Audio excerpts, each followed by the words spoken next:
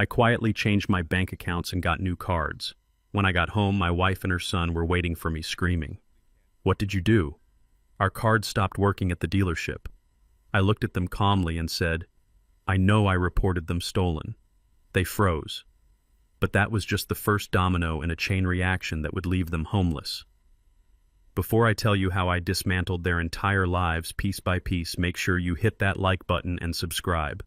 Let me know in the comments if you have ever had to cut off a family member who mistook your kindness for weakness. My name is Harold Banks, and I am 72 years old.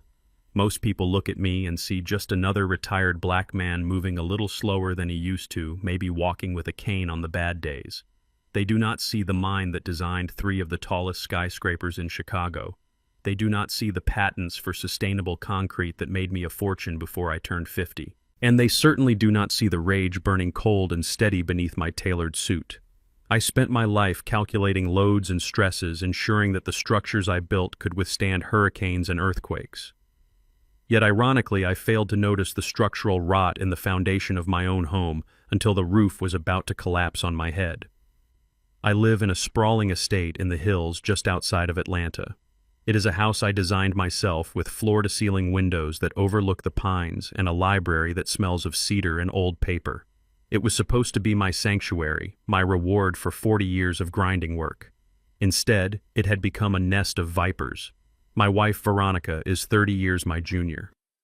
When we met 10 years ago, I was lonely, a widower who missed the sound of a voice other than my own in the hallways. She was beautiful, vibrant, and she listened to my stories about architecture with what I thought was genuine interest. I was a fool. A rich, lonely fool is the easiest mark in the world. She came with baggage, specifically a son named Trey, who was 14 then and 24 now. Trey is what happens when you combine laziness with entitlement and marinate it in someone else's money. He has never held a job for longer than 3 weeks, yet he drives a Range Rover that I paid for and wears watches that cost more than my first car. And then there is Amber, Trey's fiancée, a 23-year-old white girl with eyes like a calculator and a smile that never quite reaches them. She moved in 6 months ago because they were saving for a place of their own, or so they said. In reality, she moved in because the service here is excellent and the rent is free. For the last few months, I had been feeling weak. My heart would race for no reason. My hands shook. I felt a fog in my brain that terrified me more than any physical pain. I thought it was age. I thought it was the end approaching. Veronica was so attentive during these episodes, bringing me special herbal teas, insisting I rest taking over the household finances because I was too tired to look at spreadsheets. But I am an architect. I notice details. I noticed that the fog always rolled in about 30 minutes after my afternoon tea. I noticed that Veronica and Trey stopped asking me for money and started talking in hushed tones when I entered the room. So I did what any prudent man who values his security would do. I installed a closed-circuit camera system, not the cheap ones you buy at the hardware store that beep and flash. I installed pinhole cameras in the molding of the ceiling, hidden in the smoke detectors invisible to the naked eye. I wired them to a private server that only I could access from my study. That Tuesday afternoon, I was sitting in my leather armchair in the library. The door was locked. The heavy velvet curtains were drawn. On my desk sat a steaming cup of chamomile tea that Veronica had just brought me, kissing my forehead and telling me to drink it while it was hot. I looked at the cup. Then I looked at the computer monitors. I pulled up the feed from the living room. They were there, the 3 of them. Veronica was lounging on the white sofa, drinking a glass of my best Chardonnay. Trey was playing a video game on the 80-inch screen, his feet propped up on the coffee table. Amber was pacing back and forth, scrolling on her phone. The audio was crystal clear. "How much longer do we have to wait?" Amber snapped. She stopped pacing and glared at Trey. The developer for the penthouse called again. "They need the deposit by Friday or we lose the unit." Trey didn't look up from his game. "Ask Mom. She is the one handling the old man." Veronica swirled her wine, looking at the light through the golden liquid. "Be patient, Amber. These things take time. If we rush it, it looks suspicious. His heart is strong. His. Too strong. The doctor said he has the constitution of an ox." Amber let out a frustrated groan. "He is 72. He is not supposed to live forever. God, he is so stubborn. Even his body refuses to quit."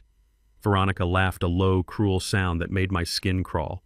That is why I upped the dose today. Double the foxglove extract in his chamomile. It mimics a natural arrhythmia. If he goes into cardiac arrest tonight, the autopsy will just show heart failure. He is old. Nobody will ask questions. My hand froze halfway to the cup of tea on my desk. Foxglove. Digitalis. A plant that can regulate the heart in small doses but stop it cold in large ones. She wasn't just nursing me, she was murdering me. I watched the screen, my breath coming in shallow gasps. But what about the power of attorney, Amber asked, sitting down next to Veronica. If he dies before he signs it, we have to wait for probate. That could take a year. I am not waiting a year, Veronica. I want that penthouse now. He is getting weaker, Veronica assured her. I saw his hands shaking this morning. He is confused. Tonight or tomorrow, when he starts feeling the palpitations, I will tell him it is stress. I will tell him he needs to let me handle the legal burden so he can rest. I have the papers ready in the safe.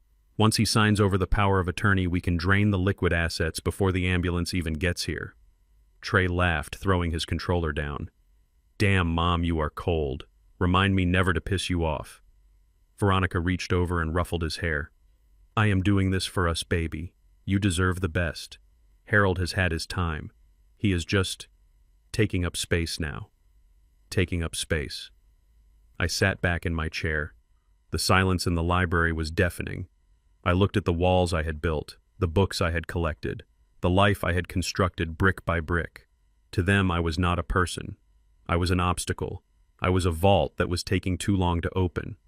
I looked at the tea again. Steam was still rising from it, curling into the air like a phantom. A mixture of terror and clarity washed over me. For months, I thought I was losing my mind. I thought I was dying. But I wasn't dying. I was being exterminated. I stood up slowly. My knees popped. I picked up the cup of tea. I walked over to the large potted fern in the corner of the room. I poured the liquid into the soil. Drink up, I whispered to the plant. I went back to my desk. I opened the drawer and took out a bottle of activated charcoal pills I had bought days ago on a hunch. I swallowed 4 of them dry. They wanted me weak. They wanted me confused. They wanted a senile old man who would sign away his empire for a moment of peace. But they forgot who they were dealing with. I am not just an old man. I am a man who navigated the cutthroat world of construction in the 70s and 80s when men like me weren't welcomed in the boardroom. I have dealt with unions, mobsters, and corrupt city officials. I know how to spot a structural weakness, and I know how to bring a building down so that it falls exactly where I want it to. I looked at the screen one last time. Veronica was refilling her wine glass. Amber was showing Trey pictures of the penthouse on her phone. They looked so happy, so confident, so safe. They had no idea that the man they were planning to bury was watching them. I reached for my phone. I didn't call the police. Not yet. The police would ask for proof. They would take the tea for testing. It would be a long, drawn-out investigation. Veronica would play the weeping wife. Trey would play the grieving son. They might even get away with it, or worse, freeze my assets during the investigation. No. I wanted something more absolute. I wanted to strip them bare. I wanted to take away the one thing that made them tolerate my existence. The money. I opened my banking app. I looked at the balances. Millions. Liquid.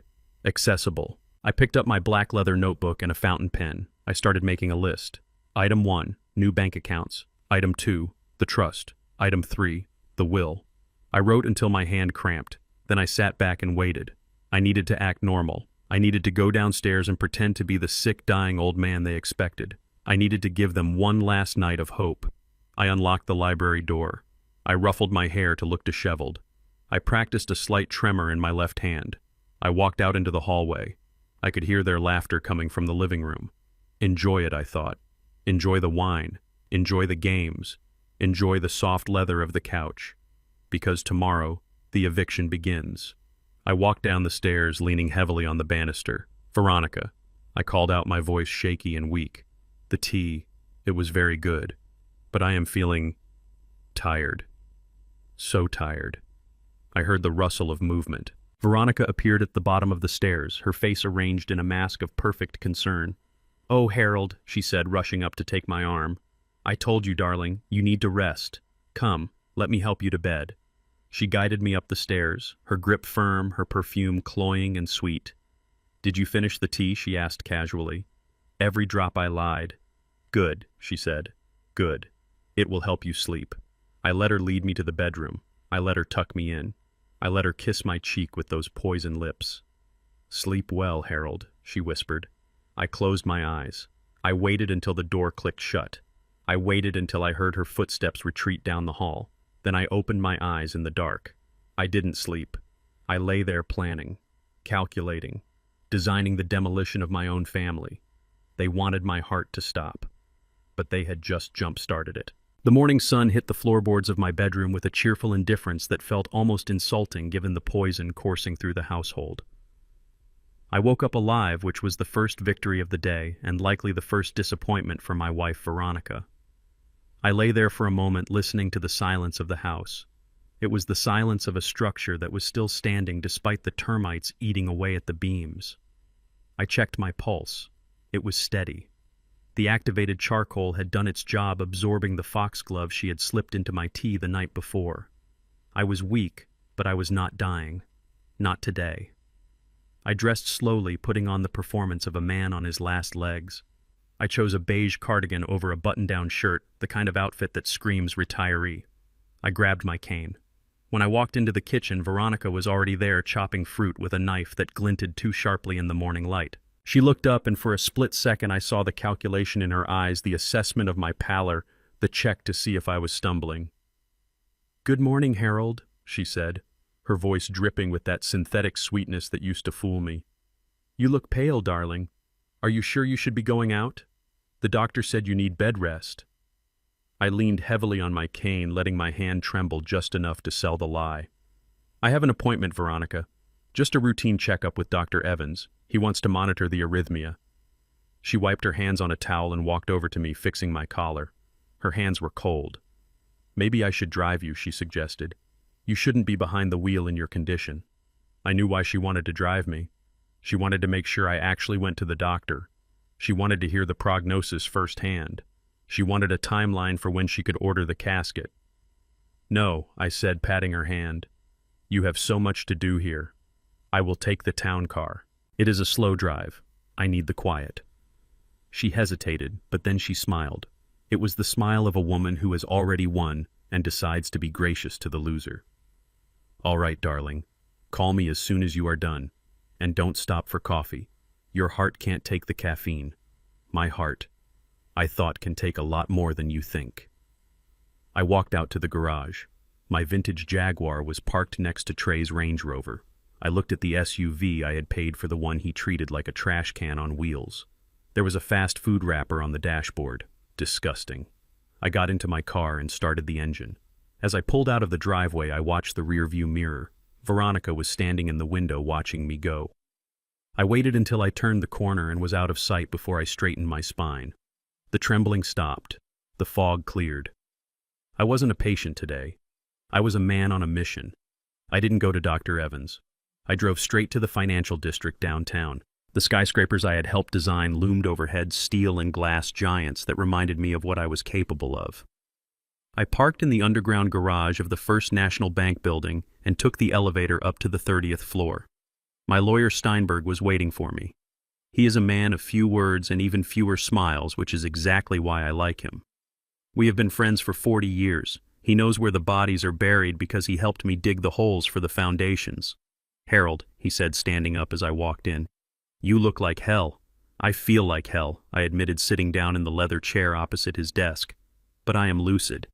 "Did you prepare the papers?" Steinberg slid a thick folder across the mahogany desk. "The bank's family revocable trust," he said. Or rather, the new one. The irrevocable trust. Once you sign this, your assets are moved into a legal entity that you control but do not technically own personally. It shields the money from probate creditors and, most importantly, greedy spouses. I opened the folder. The numbers were staggering. My life's work, my patents, my savings, all of it was about to be locked away in a fortress that Veronica didn't have the key to, and the beneficiary I asked. Steinberg pointed to the clause, "The Herald Banks Foundation. Upon your death, 90% goes to charity. 10% remains in a stipend fund for family members subject to drug testing and employment verification." I smiled. Trey would never pass a drug test. And Veronica had never held a job in her life. I signed the papers. The scratch of the pen on the paper sounded like a lock clicking shut. "Now the accounts," I said. We walked down to the main branch of the bank located in the lobby of the same building. I had requested a private meeting with the branch manager, Mr. Sterling. He was a nervous man who sweated when the market dipped, but he was efficient. "Mr. Banks, surely a pleasure, Mr. Sterling said, ushering us into his glass-walled office. "Coffee." "Water," I said. "Just water." I sat down. Sterling looked at Steinberg, then back at me. He sensed the tension. In banking, tension usually means money is moving, and banks hate when money moves. "Mr. Sterling," I said, keeping my voice low and even, "I need to review the activity on my joint checking and savings accounts for the last 30 days. "Certainly," Mr. Sterling typed on his keyboard. He frowned. He adjusted his glasses. He clicked the mouse a few times. "Is there a problem, Mr. Banks?" he asked. "You tell me," I said. He printed out a statement and handed it to me. It was 5 pages long. I scanned the list. It was a catalog of excess, a testament to gluttony. Nordstrom, $3,000. Porsche of Atlanta, $5,000 deposit. The Diamond Vault, $12,000. Club One nightclub, $4,000 in one night. That was Trey. Cash withdrawals, $500 here, $1,000 there. Daily. The total for the month was $52,000. $52,000 in 30 days. I felt the rage bubbling up again, hot and acrid in my throat. They weren't just spending my money. They were eating me alive. They were stripping the flesh from my bones while I was still breathing. Veronica had told me she needed money for groceries. She said inflation was high. She said the pool needed repairs. She lied. She was buying diamonds while feeding me poison. "Mr. Sterling," I said, putting the paper down on the desk. "This activity, it is unusual. It is certainly higher than your average monthly spend." Mr. Sterling agreed, wiping his forehead with a handkerchief. "But since Mrs. Banks is a co-signer on the account..." I looked him dead in the eye. "Mr. Sterling, I did not authorize these charges." The room went silent. The air conditioning hummed. "I beg your pardon," Mr. Sterling stammered. "But she has a card. It is a joint account." "I am telling you that I did not authorize these specific transactions," I repeated, my voice turning to steel. "I believe my identity may have been compromised. I believe there is fraud involved." Sterling looked at Steinberg, who sat silently in the corner, arms crossed. "Fraud," Sterling whispered. "That is a serious accusation, Mr. Banks. If we flag this, it will freeze the accounts. It will trigger an investigation. The cards associated with these accounts will be declined immediately." "Do it," I said. "But sir, if Mrs. Banks tries to use her card, it will be declined." I finished for him. "That is the point. I want you to close the joint accounts effective immediately. Transfer the remaining balance, roughly $4 million, into the new trust account number I have here." I slid the paper Steinberg had given me across the desk. "Leave the joint account open with a nominal balance, say $500, enough to keep it active but insufficient for anything they want to buy." Sterling looked pale. He was watching a high-value client dismantle his marriage in real time.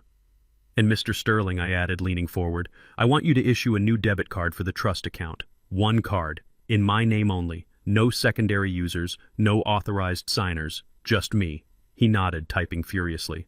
"I can do that, sir. But regarding the fraud alert, do you want to file a police report?" "Not yet," I said. "Let the bank's internal fraud department handle it. Just mark the transactions as suspicious. Flag the users. Put a hold on any credit increases." I watched him work. I watched him sever the lifeline that Veronica and Trey had been sucking on for years. It took 40 minutes. 40 minutes to undo 10 years of financial entanglement. When he handed me the new black debit card, it felt heavy. It felt like a weapon. "Thank you, Mr. Sterling," I said, standing up. "Mr. Banks." Sterling said, standing up as well, his hand damp as he shook mine. I hope everything resolves itself." "It will," I said. "One way or another." I walked out of the bank with Steinberg. We stood on the sidewalk, the city noise washing over us. "You know what happens next," Harold Steinberg said. "When she finds out." "I know," I said, checking my watch. "She is probably at the Porsche dealership right now with Trey. They were talking about picking up the new Macan today." Steinberg smirked. "That is going to be an embarrassing moment." I adjusted my cane. "Embarrassment is the least of her problems, Arthur. She is about to find out that the bank of Harold Banks is under new management." I got back into my Jaguar. I put the new black card in my wallet right next to my driver's license. I took the old joint card, the one Veronica had access to, and I snapped it in half. I drove home slowly, taking the scenic route. I wanted to give them time. I wanted them to have that moment of panic at the register. I wanted them to call the bank and hear the automated message saying their account was frozen. I wanted them to be waiting for me. As I turned onto the winding road that led to my estate, I saw the storm clouds gathering overhead.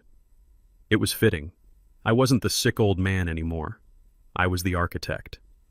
And I had just pulled the keystone out of the arch. The collapse was beginning, and I was going to enjoy the view. The gravel of the driveway crunched under the tires of my Jaguar as I pulled up to the house I had designed 30 years ago. It was a masterpiece of mid-century modern architecture with clean lines and cantilevered terraces that floated above the Georgia pines. But today, it looked less like a home and more like a coliseum waiting for the gladiators to enter. I turned off the engine and sat there for a moment, listening to the silence. My heart was beating with a steady rhythm, a slow, heavy drum that reminded me I was still alive, still fighting and completely in control. I touched the new black debit card in my wallet just to make sure it was real. It was the key to my freedom and the detonator to their destruction. I stepped out of the car and walked toward the front door. I didn't rush. I leaned on my cane, tapping it against the slate walkway with a deliberate cadence. Click, click, click. The sound of the countdown. I expected them to be home. I expected the anger. But I was not prepared for the sheer wall of noise that hit me the moment I opened the heavy oak door. It was chaos. "Harold, where have you been?" Veronica screamed from the living room, her voice shrill enough to shatter glass. She came storming into the foyer, her face flushed a mottled red that clashed with her expensive silk blouse. Behind her stood Trey, looking like a kicked puppy, and Amber, who was pacing back and forth like a caged tiger, her heels clicking furiously on the hardwood floors. I closed the door behind me and locked it slowly. I took off my hat. I hung it on the rack. I turned to face them with the bewildered expression of a man who just wanted a nap. "What is going on, Veronica?" I asked, keeping my voice soft and confused. "Why are you shouting? My head hurts." "Don't you give me that tired old man act," Veronica snapped, marching up to me and poking a manicured finger into my chest. "Do you have any idea how humiliated we were today? Do you—" "Humiliated?" I repeated, blinking innocently. "I don't understand." "We were at the Porsche dealership," Trey yelled from the couch. He didn't even stand up to address me. He just shouted over the back of the sofa. "We had the Macan picked out. It was perfect. Matte black, red interior. We were signing the papers. Harold." The salesman was shaking my hand. And then, he threw his hands up in the air. Then what I asked, moving slowly into the living room. Then the card was declined. Amber hissed, stopping her pacing to glare at me. Declined. Invalid. Do not honor. The machine beeped so loud the whole showroom heard it. The manager looked at us like we were criminals, like we were trying to steal the car. Trey stood up, then his face twisted in that ugly way it does when he doesn't get what he wants. "I tried the backup card," Trey said, "the one linked to the savings. Declined. I tried Mom's card. Declined. We looked like idiots, Harold. I had to leave the car there. I had to call an Uber. Do you know what it feels like to take an Uber home from a Porsche dealership?" I listened to them. I watched their faces. And inside, I was smiling. I was laughing. The image of Trey standing there with his entitled smirk being wiped off by a credit card terminal was the best medicine I had had in years. I sat down in my armchair, groaning slightly as I settled in. I rubbed my temples. "Oh dear," I said. "That sounds terrible. Truly terrible." "Fix it," Veronica demanded, standing over me. "Call the bank right now. Tell them it was a mistake. Tell them to authorize the charge. I am not going to let that salesman think we are broke. I want that car in the driveway by tomorrow morning." I looked up at her. I looked at the woman who had put poison in my tea the night before. She was so confident in her power over me. She thought I was just a broken ATM machine that needed a good kick to start dispensing cash again. "I can't fix it, Veronica," I said quietly. "What do you mean you can't?" Amber snapped, stepping closer. "You are Harold Banks. You own half the skyline. Just make a call." I reached into my pocket and pulled out a folded piece of paper. It was the receipt the bank manager, Mr. Sterling, had printed for me, the one with the fraud alert stamp on it. "I went to the bank this morning," I lied smoothly. "I got a call from the fraud department. They said there was suspicious activity on our accounts. Massive spending. $50,000 in 1 month. I watched them freeze. The air left the room. $50,000, I repeated, looking at the paper and then looking at them. The bank thinks our identity was stolen. They think someone has cloned our cards and is draining our life savings. Veronica's eyes darted to Trey. Trey looked at the floor. Amber bit her lip. They knew exactly where that $50,000 went.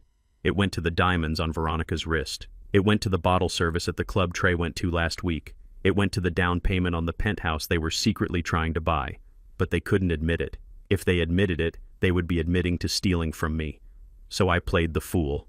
It is terrifying. I continued, shaking my head. The banker, Mr. Sterling, told me these criminals are sophisticated. They spend thousands at luxury stores to blend in. He said he had to take immediate action to protect us. Protect us. How? Veronica asked, her voice tight. He froze everything I said. He locked the accounts. He canceled the cards. He said until they can determine which charges are real and which are fraudulent, no money goes in or out. Amber let out a sound that was half scream, half sob. You let him freeze the accounts, she shrieked. Are you insane? How are we supposed to live? How are we supposed to pay for the wedding? How are we supposed to get the apartment? I looked at Amber. She was showing her hand. She didn't care about me. She didn't care about the fraud. She just cared about the flow of money. It is standard procedure, Amber, I said, keeping my voice calm. It is a federal investigation now. The bank has to audit every single transaction for the last year. Every transaction, Trey whispered. His face went pale. He was thinking about the cash withdrawals. He was thinking about the time he used the business card for his gambling debts. Yes, I said. Every single one. Mr. Sterling said it will take 30 days, maybe 60. 60 days, Veronica gasped. She sat down on the sofa heavily as if her legs had given out. Harold, we can't live for 60 days with no money. We have bills, the gardener, the chef, the country club dues. I leaned forward on my cane. I looked at them with the stern expression of a father disappointed in his children. We have no choice, Veronica, I said. If we try to override the freeze, the bank will think we are complicit in the fraud. We could go to jail. Do you want to go to jail? Veronica shook her head quickly. No, of course not. Then we have to wait, I said. And while we wait, we have to change things. Change what? Trey asked suspiciously. We have to tighten our belts, I said. The phrase hung in the air like a guillotine blade. Tighten our belts, Amber repeated as if the words were in a foreign language. What does that mean? It means austerity, I said. It means we stop the bleeding. The bank gave me a temporary allowance card, a debit card with a very strict limit, just enough for food and utilities. I pulled out the black card. I held it up. It glinted in the light. This is it, I said. This is all we have for the next 2 months, so I am firing the staff today. What? Veronica screamed. You can't fire the staff. Who will cook? Who will clean? You will, I said simply. You have hands, Veronica. You know how to use a vacuum. And the gardener, I continued. Gone. Trey, you are young and strong. You can mow the lawn. Me? Trey sputtered. I have allergies, Harold. I can't mow the lawn. Then the grass will grow tall, I said, shrugging. And the cars. We don't need 3 cars, especially not gas guzzlers. We will park the Range Rover and the Jaguar. We will use the old sedan for errands. Gas is expensive. This is ridiculous, Amber shouted. This is abuse. You are doing this on purpose. You have millions, Harold. You have secret accounts. I know you do. You are just being a miser.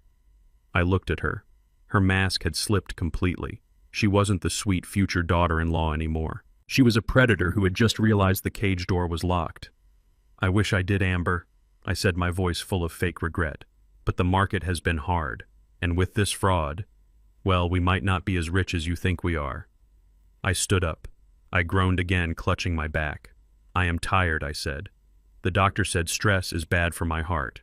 And this is very stressful. I walked toward the stairs.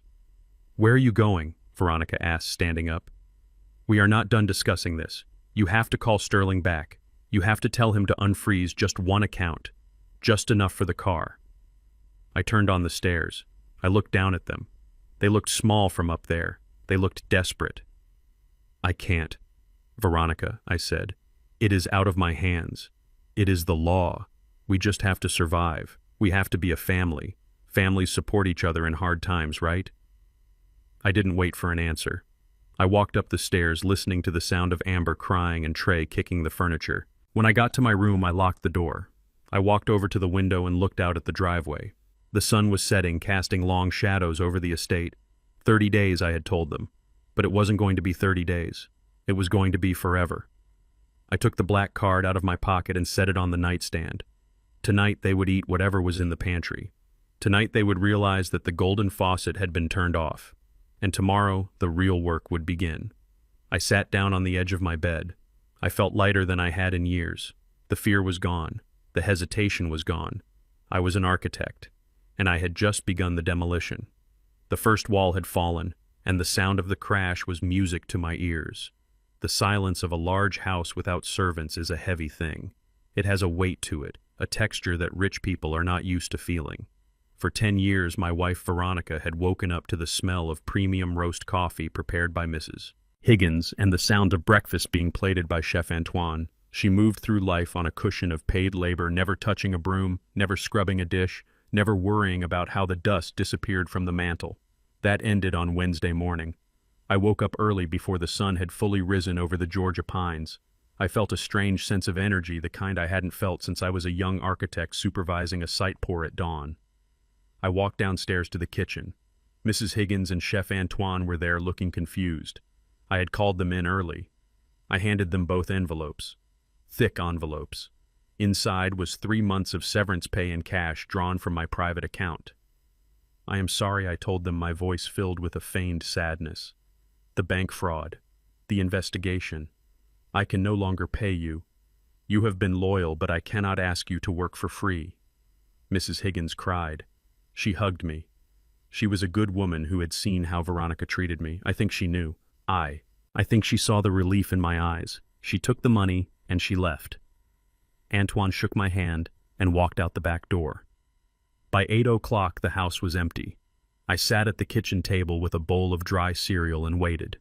Veronica came down at 9, wrapped in her silk robe, expecting her poached eggs and mimosa. She stopped in the doorway, looking at the empty stove. "Where is Antoine?" she asked, stifling a yawn. "And why is the coffee pot empty?" "Antoine is gone, Veronica," I said, not looking up from my newspaper. "Mrs. Higgins, too." "Gone where?" "To the market." "Gone for good," I said. "I fired them." Veronica dropped her phone. It hit the floor with a clatter. "You what?" she screamed. "You fired the staff." "Are you insane, Harold? Who is going to cook? Who is going to clean the toilets? Who is going to do the laundry?" "We are," I said calmly, turning a page. "As I explained yesterday, we are on an austerity budget. We cannot afford $6,000 a month in staff salaries when the bank has frozen our assets. It would be irresponsible." I watched the realization wash over her. It wasn't just shock. It was horror. The idea of manual labor was as foreign to her as quantum physics. "But I don't know how to cook," she stammered. "I haven't cooked a meal since before I met you." "It is like riding a bike," I said. "It will come back to you. There is a chicken in the freezer. I suggest you take it out now so it thaws by dinner." She looked at me with pure hatred, but she didn't argue. She couldn't. The logic of the fraud was a trap she couldn't escape without admitting she didn't care about our financial survival. Then came the laundry. Trey came down at noon wearing yesterday's clothes, looking rumpled and hungover. "Mom, where are my gym shorts?" he asked, opening the fridge and staring blankly at the ingredients. "Mrs. Higgins didn't leave my basket upstairs." "Mrs. Higgins doesn't work here anymore," Veronica snapped. She was struggling to open a can of soup and had already broken a nail. "Ask Harold." Trey turned to me, his mouth open. "You fired the maid?" he asked. I pointed to the laundry room door. "The machine is simple, Trey," I said. "You put the clothes in, you add soap, you press start. I am sure a bright young man like you can figure it out." He looked at the washing machine like it was a spaceship. "But I have cashmere," he whined. "I have dry clean only shirts." "Then I suggest you wash them by hand in the sink," I said. "Dry cleaning is a luxury. We are in survival mode, son." The rest of the day was a study in chaos. I sat in my library monitoring the cameras, and I admit I felt a dark satisfaction. I watched Veronica burn the soup. I watched her scream when she splashed hot water on her blouse while trying to wash dishes. I watched Trey staring at a bottle of detergent, reading the instructions like he was deciphering hieroglyphics. But the real entertainment started when Amber came home. She had spent the day out probably trying to return clothes to get cash only to find out she didn't have the receipts. She walked in expecting dinner. She walked in expecting order. Instead, she found a smoke-filled kitchen and a boyfriend wearing shrunk pants. "What is that smell?" Amber asked, wrinkling her nose as she walked into the kitchen. "Your dinner," I said from the table where I was eating a piece of burnt toast. Veronica tried her best. Amber looked at the blackened chicken on the counter. She looked at Veronica, whose hair was frizzy from the steam and whose eyes were red from crying. "I am not eating that," Amber said, crossing her arms. "Let's order Uber Eats." Trey pulled out his phone. Then he remembered. "We can't," he muttered. "The cards are locked. The app won't work." Amber threw her purse on the table. "This is ridiculous. I am starving. Harold, you have to do something. This is abuse." I stood up slowly, leaning on my cane. "The cable is gone too," I said. "I canceled the premium package this afternoon. And the country club membership. And the golf dues." Trey looked up, his eyes wide with panic. "You canceled the cable?" he asked. "What about the sports package?" "The playoffs are next week. We have the basic channels," I said. "You can watch the news. It is free." I walked out of the room, leaving them to their misery. I went to my study and turned on the monitors. The real show was about to begin. I switched the camera view to the guest bedroom where Trey and Amber were staying. They walked in 10 minutes later. Amber slammed the door. She turned on Trey like a viper. "Look at you," she hissed, poking him in the chest. "Look at you standing there in your shrunken pants. You are pathetic." "Babe, come on," Trey pleaded, holding up his hands. "It is just for a few weeks. The old man is trying to fix it." "Fix it!" She laughed, a harsh, bitter sound. "He isn't fixing anything. He is tightening the noose. Can't you see that? He is senile and he is cheap, and you are supposed to be the heir. You are supposed to be taking over." "I am trying," Trey said, sinking onto the bed. "But Mom said we have to play along. If we push him too hard, he might cut us out of the will." "The will," Amber screamed. "I don't care about the will, Trey. I care about right now. I care about the penthouse. We lose the deposit on Friday. Do you understand that? $5,000. Gone." She paced around the room, her eyes wild. "You promised me, Trey," she said, her voice dropping to a dangerous whisper. "You promised me a lifestyle. You said your stepdad was a cash cow. Well, the cow has stopped giving milk. So what are you going to do about it? What do you want me to do?" Trey asked, his voice trembling. "I can't force him to sign checks." "You are a man, aren't you?" Amber sneered. "Or are you just a mama's boy who waits for his allowance? If you can't get money from him, you need to find another way." She looked around the room. Her eyes landed on the dresser where Trey kept his collection of silver cufflinks and the vintage Rolex I had given him for his 21st birthday. A watch he never wore because he said it was old people jewelry. "We have assets," she whispered. "This house is full of stuff. Expensive stuff. He doesn't even know what he has. He is half blind, Trey. He won't notice if a few things go missing." Trey looked at her, shocked. "You want me to steal?" he asked. "From Harold." "It is not stealing," she said, sitting down next to him and putting her hand on his knee. "It is an advance on your inheritance. It is all going to be yours anyway, right? We just need cash to bridge the gap, just until the bank investigation is over." Trey hesitated. He looked at the door. He looked at the Rolex. "I don't know, Amber.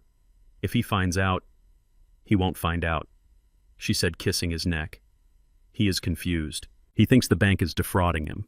If things go missing, he will just blame the maid you fired, or he will forget he even had them." I watched Trey's face. I saw the struggle, the weak moral compass spinning wildly before settling on greed.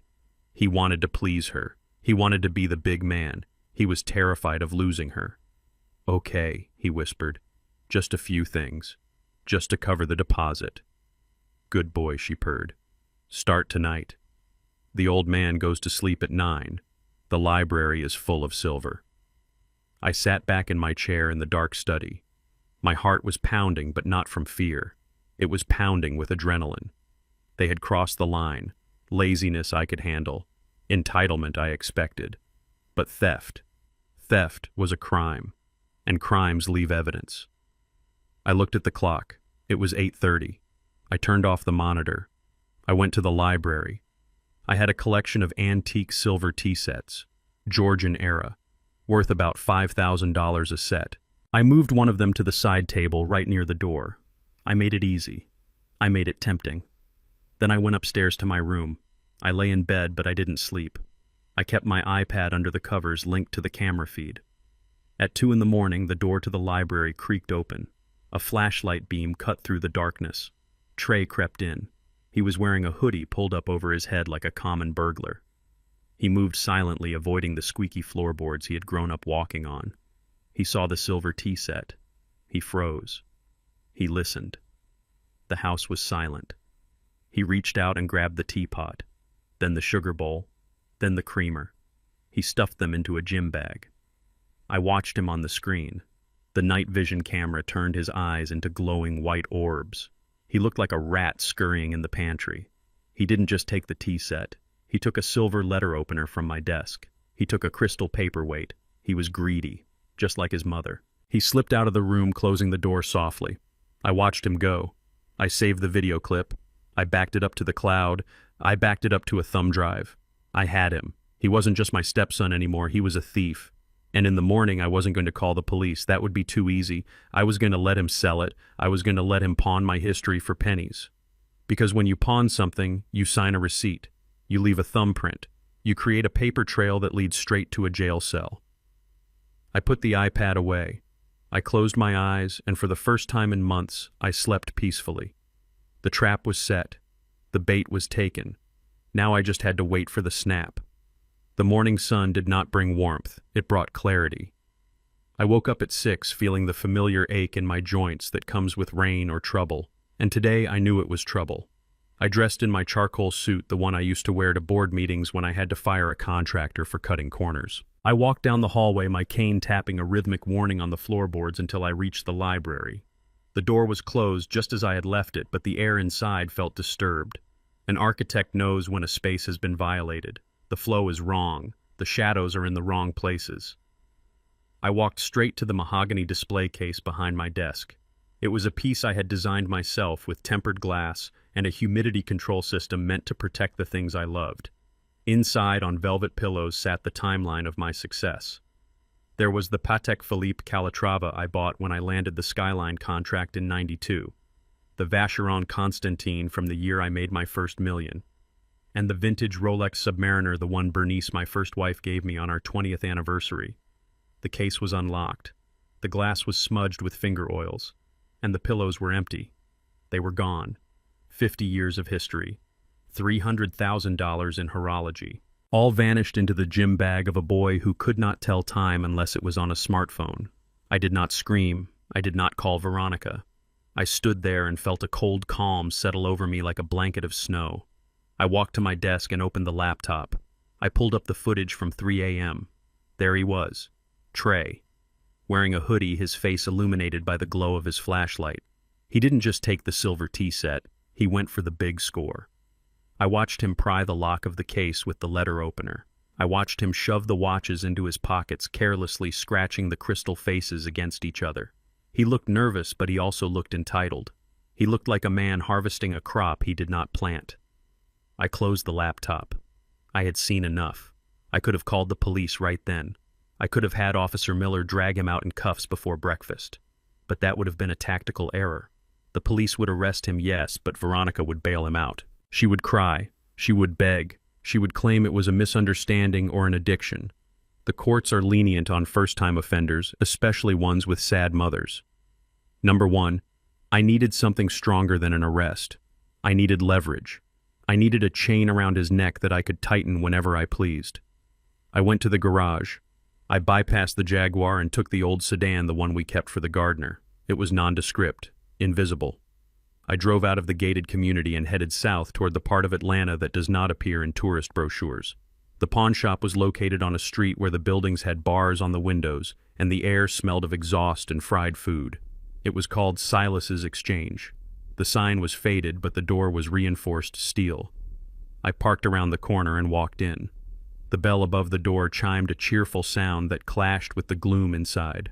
The shop was a graveyard of broken dreams. Guitars hanging from the ceiling, power tools stacked on shelves, wedding rings in a glass counter waiting for marriages that had failed to reclaim them. Silas was behind the counter. He was a man my age with skin the color of deep mahogany and hands that were scarred from years of handling other people's problems. We had grown up in the same neighborhood before I went to college and he went to the streets. We had taken different paths, but we respected the road the other had traveled. Harold Banks. Silas said, his voice rough like gravel. I haven't seen you down here since you were looking for that stolen transit level in '85. I walked to the counter leaning on my cane. Hello, Silas. I am looking for something a little more personal today. Silas looked at me. He looked at my suit. He looked at the cane. You didn't come here to buy a toaster, Harold. What is it? A young man came in here this morning, I said. Early. Maybe as soon as you opened. Light-skinned. Nervous. Driving a Range Rover he can't afford. Silas nodded slowly. He reached under the counter and pulled out a ledger. He brought in some high-end pieces, Silas said. Too high-end for a kid who looked like he had never worked a day in his life. Patek, Vacheron, Rolex. He said they were an inheritance. Said his grandfather died and left them to him. I felt a sharp pain in my chest. He killed me off to sell my watches. I am not dead yet, Silas, I said. Silas sighed. He closed the ledger. I figured as much, Harold. The kid was shaking. He wanted cash. Fast. He took 20 grand for the lot. A fraction of what they are worth, but he didn't care. He just wanted the money. 20 grand. He sold $300,000 worth of watches for 20 grand.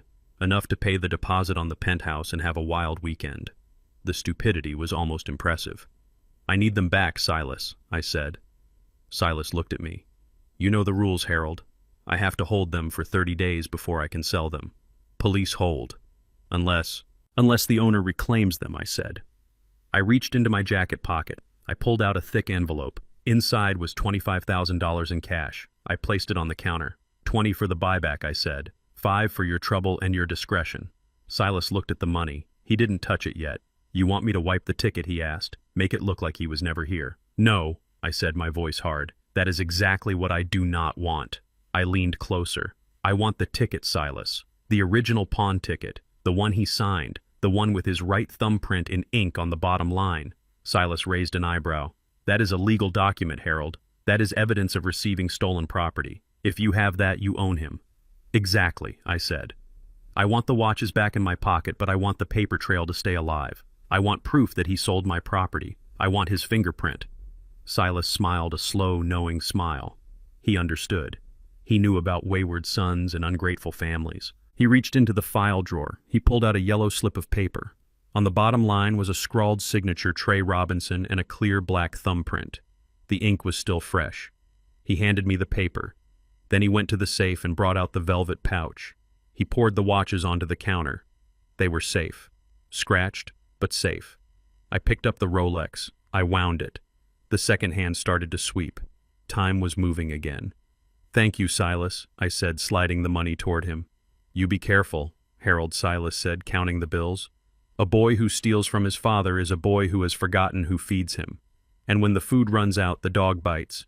He is already bitten, I said, putting the pawn ticket into my wallet right next to the black debit card. Now I am just removing his teeth. I drove home with the watches hidden in the spare tire well of the trunk. I couldn't put them back in the case. Not yet.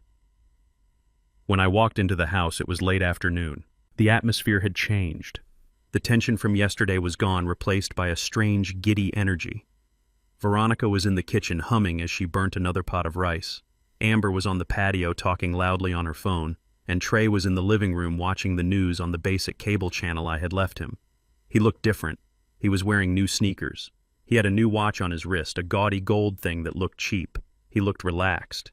The desperation was gone. He had the cash. He had paid the deposit. He thought he was safe. I walked into the room and let out a long, heavy sigh. I slumped into my chair. Harold, Veronica called out, "You are back. Where did you go with that old car?" "I just went for a drive," I said, my voice sounding hollow. I needed to think. I needed to look at my things, to remember better times. I looked at Trey. He glanced at me, then looked away, focusing on the TV. "What is wrong?" Harold, Trey asked casually. "You look sadder than usual." I rubbed my eyes. "I went to the library this morning, Trey," I said. "I wanted to wind my watches. The collection. You know how much I love those watches." Trey stiffened. I saw his hand clench on the remote.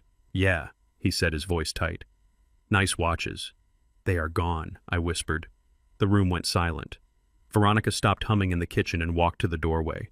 "What do you mean gone?" she asked. "The case is empty," I said. "My Patek, my Vacheron, the Rolex Bernice gave me, all of them, stolen." "Oh my God," Veronica gasped. "We have to call the police. It must have been the maid. Mrs. Higgins. You fired her and she came back for revenge. I knew she had shifty eyes." I watched Trey. He was sweating now. A bead of perspiration rolled down his temple.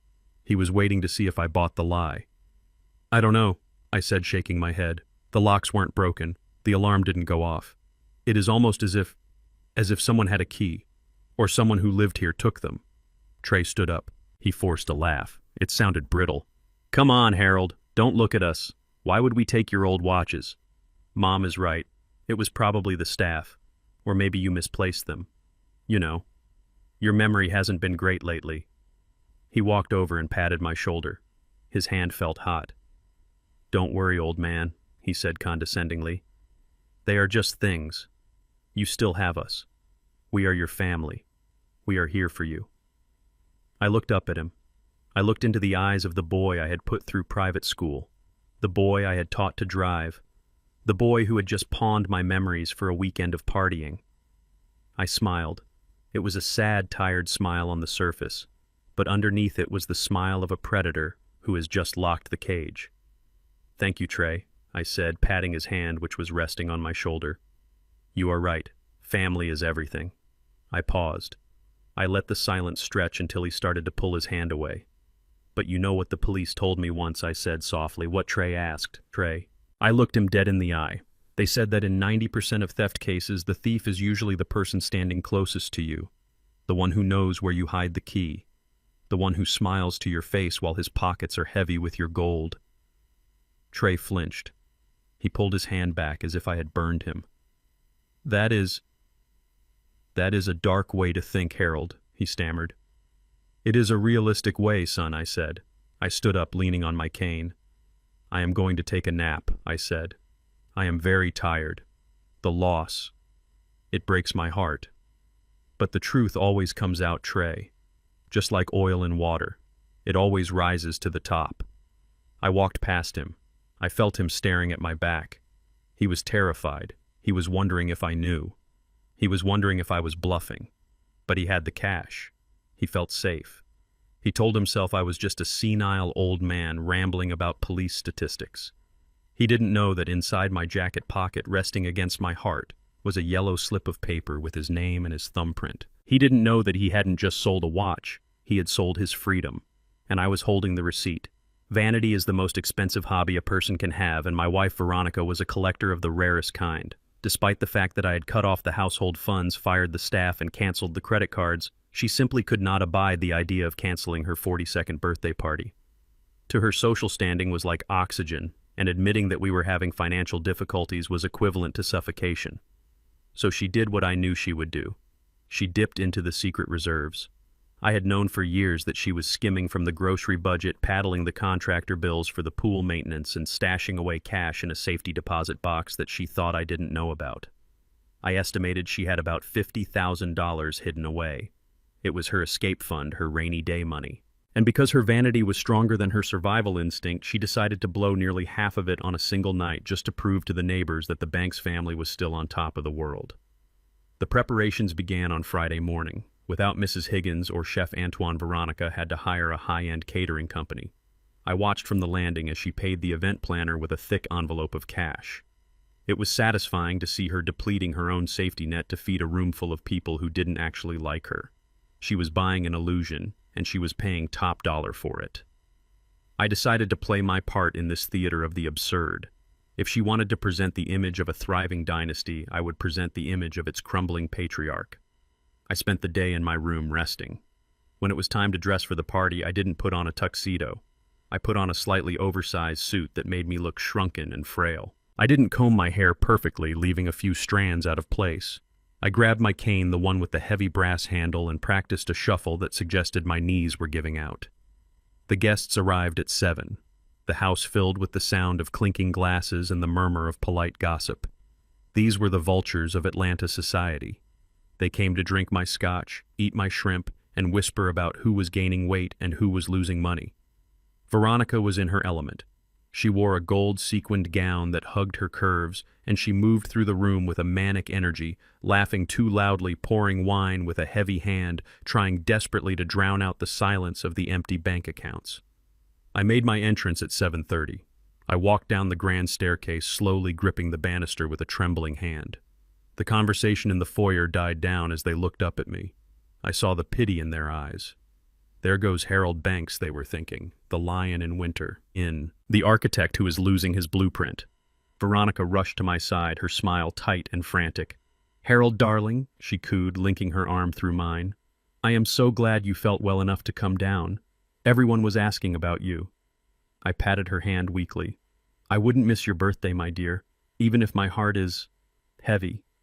She steered me toward a chair in the corner, away from the center of the room. She wanted me visible enough to prove I was alive, but distant enough that I wouldn't ruin the vibe with my mortality. "Sit here, Harold," she whispered.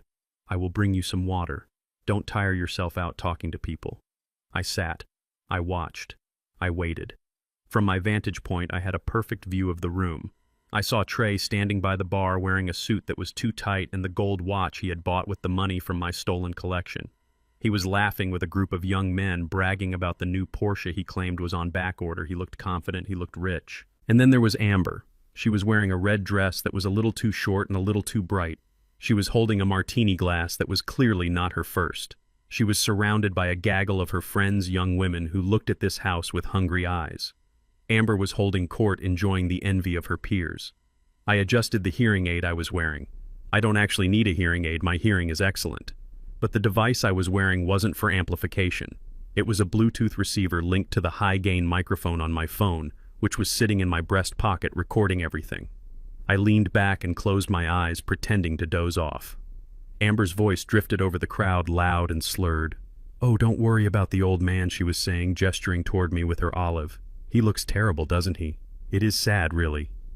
One of her friends whispered something I couldn't catch, but Amber's reply was crystal clear. "No, it won't be long," she giggled, taking a large sip of her drink. "The doctors say his heart is basically tissue paper.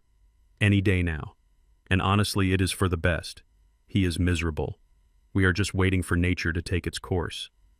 I felt a cold spike of adrenaline. She was talking about my death like it was a weather forecast. But what about the money, her friend asked. "Is it complicated?"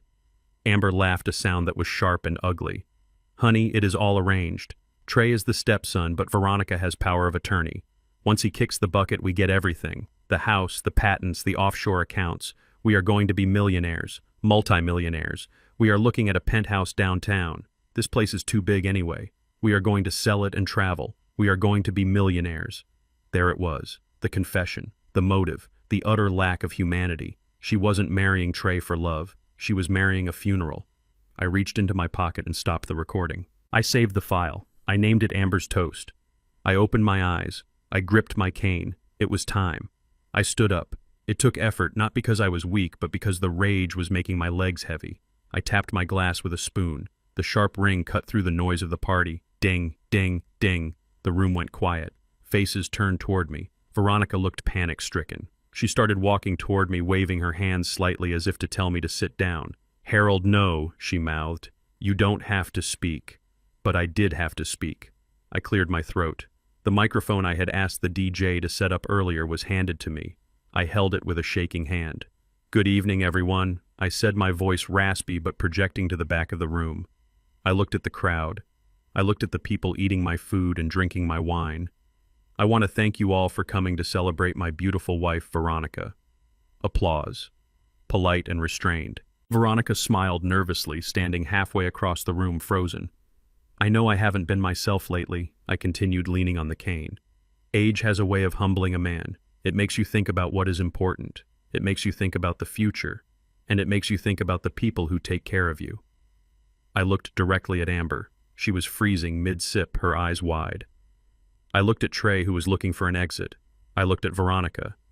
"My wife has been a saint," I said. "She has nursed me. She has handled the burdens of this house when I was too weak to carry them. And seeing her devotion, seeing the love in this room, it has made me realize something." I paused. The silence was absolute. You could hear a pin drop on the marble floor. It has made me realize that legacy isn't about what you keep. It is about what you give away. Veronica's smile faltered. Her brow furrowed. I have spent my life building wealth. I said, my voice gaining strength, shedding the tremor. I built skyscrapers. I built a fortune. But wealth can be a burden. It can be a poison that rots a family from the inside out if they are not careful. I took a deep breath. So tonight, in honor of my wife and her selfless spirit, I am happy to make an announcement. I reached into my pocket and pulled out a folded piece of paper. It was a copy of the new trust agreement. This morning I finalized the paperwork for the Harold Banks Foundation. Veronica took a step forward. Her face was losing color rapidly. Upon my passing, I continued, my voice booming, now filling the cavernous room. 90% of my entire estate, including this house, my liquid assets, and my future royalties, will be liquidated and donated to charities supporting inner-city architecture programs and homeless shelters. The gasp that went through the room was audible. It was a physical shockwave. 90%. I saw Amber drop her martini glass. It shattered on the floor, Olive rolling away into the silence. I saw Trey choke on his drink, coughing violently. I saw Veronica turn the color of ash. Her mouth opened, but no sound came out. She looked like a fish gasping for air on a dock. I smiled, a benevolent grandfatherly smile. I know, I said, looking at my wife. It is a bold step, but I knew you would support it, Veronica. You always told me that we had too much, that we should live simpler lives, that money wasn't everything. Well, my dear, I listened to you. I raised my glass of water. To charity I toasted, and to my family who will now have the opportunity to build their own fortunes without the heavy burden of mine. I drank. Nobody else drank. The silence stretched on, painful and excruciating. The guests looked at Veronica, waiting for her reaction. Was she the saint he described, or was she the woman who just lost 90% of her lottery winnings? She couldn't scream. She couldn't yell. She was in public. She was trapped in the persona she had created. She forced a smile. It was the most grotesque expression I had ever seen. It was a rictus of pure agony. That is, wonderful, Harold, she squeaked. Just wonderful. I handed the microphone back to the DJ. Please enjoy the party, I said. It cost a fortune after all. I turned and shuffled back to my chair, sitting down with a satisfied sigh. The party didn't last much longer after that. The air had been sucked out of the room. The guests whispered furiously. They knew. They smelled the blood in the water. They looked at Amber picking up broken glass. They looked at Trey loosening his tie in a panic. They looked at Veronica staring into the middle distance as her retirement plan evaporated.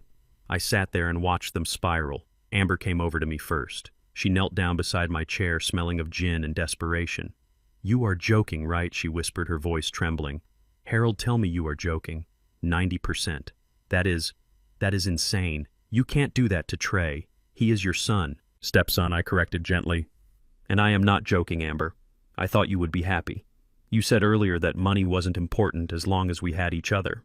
She stood up, her eyes burning with hatred. She looked at me, and for a second I thought she might hit me. You old bastard, she hissed. I smiled. Careful, Amber, I whispered, tapping my hearing aid. The volume is turned up very high tonight. She blanched. She realized then that I had heard her. She realized the trap had snapped shut. She turned and ran toward the bathroom. I watched her go. The first domino had fallen. The second was wobbling. I looked at Veronica across the room. She was drinking straight from the bottle of wine now. Happy birthday, my love, I thought. Welcome to the rest of your life. The days following my birthday announcement were filled with a silence so thick you could choke on it. The house felt like a funeral parlor where the corpse was still walking around making coffee and reading the Wall Street Journal. Veronica had retreated into a shell of shock, her eyes permanently swollen from crying over the loss of her imaginary fortune. Trey and Amber stalked the hallways like hungry ghosts, whispering in corners and glaring at me whenever I entered a room. They were desperate, and as any architect knows, desperation is the most volatile force in nature. It pushes people to make structural errors they would never make if they were standing on solid ground. I knew I had them on the ropes. I had cut their spending. I had threatened their inheritance. I had exposed their greed. But I wasn't done. I needed to drain the last reservoir of their resilience. I knew Veronica had a secret stash. Over 10 years she had siphoned money from the household accounts, little by little. A contractor bill padded here, a grocery run inflated there. I estimated she had close to $200,000 hidden away in cash and jewelry. It was her escape hatch. her war chest, and I intended to empty it. To do that, I needed to bait a hook so shiny and so promising that their greed would override their survival instinct. I set the stage on a Tuesday morning. I knew Trey was lurking in the hallway outside my library. He had been trying to listen in on my calls, hoping to find a loophole in the trust, so I gave him one. I left the library door cracked open just an inch. I picked up my phone and dialed the automated weather service, but I spoke as if I were talking to my oldest friend and business partner. "Listen to me, George," I said, my voice low but carrying perfectly into the hall. "I don't care about the risk. If the return is 500% in 3 months, I am in. Yes, I understand it is a private equity bridge loan, high yield, short term." I paused, listening to the robotic voice tell me the barometric pressure. I laughed, a rich, confident sound. "George, if I put in 200,000 today, it turns into $1 million by Christmas. That solves everything. I can leave the trust alone and still have plenty for personal use. Yes. Keep it off the books. I don't want the lawyers involved. Just a straight cash buy-in." I hung up. I waited. I heard footsteps retreating fast. Trey was running to tell the others. The seed was planted. Now I just had to wait for the rain. It didn't take long. That evening I was sitting on the patio watching the sunset. The air was cooling, but I had a blanket over my legs, playing the part of the frail old man. Trey walked out. He was holding 2 beers. He offered me one. I took it. "Thank you, son." He sat down next to me. He looked nervous. He kept tapping his foot. "Harold," he started, "I couldn't help but overhear you earlier. In the library." I stiffened. I feigned annoyance. "You were eavesdropping, Trey." "I was just walking by," he said quickly. "But I heard you talking to George. About an investment. A bridge loan." I sighed, rubbing my temples. "That is private business, Trey. It is a high-level deal. Very complicated. Very exclusive." "But 500%, Trey said, his eyes widening. "That is huge, Harold. That is life-changing money." "It is," I admitted. "It is a loop in the market, a real estate development in Dubai that needs liquidity overnight. They pay a premium for speed. But the buy-in is steep. And frankly, with the bank freeze, I don't have the liquidity. I missed the window." I took a sip of beer and shook my head sadly. "It is a shame, really.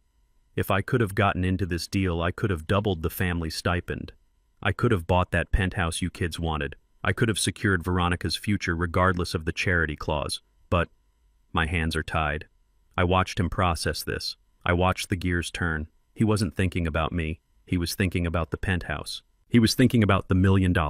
He stood up. "What is the buy-in?" he asked. 200,000, I said. "Cash, unmarked. It has to be wired through a private broker by tomorrow noon." He nodded. He didn't say anything else. He just walked back inside. I knew where he was going. He was going to the war room. I turned on the camera feed on my phone. They were in the master bedroom. Veronica was sitting on the bed, weeping softly. Amber was pacing. Trey was talking fast, waving his hands.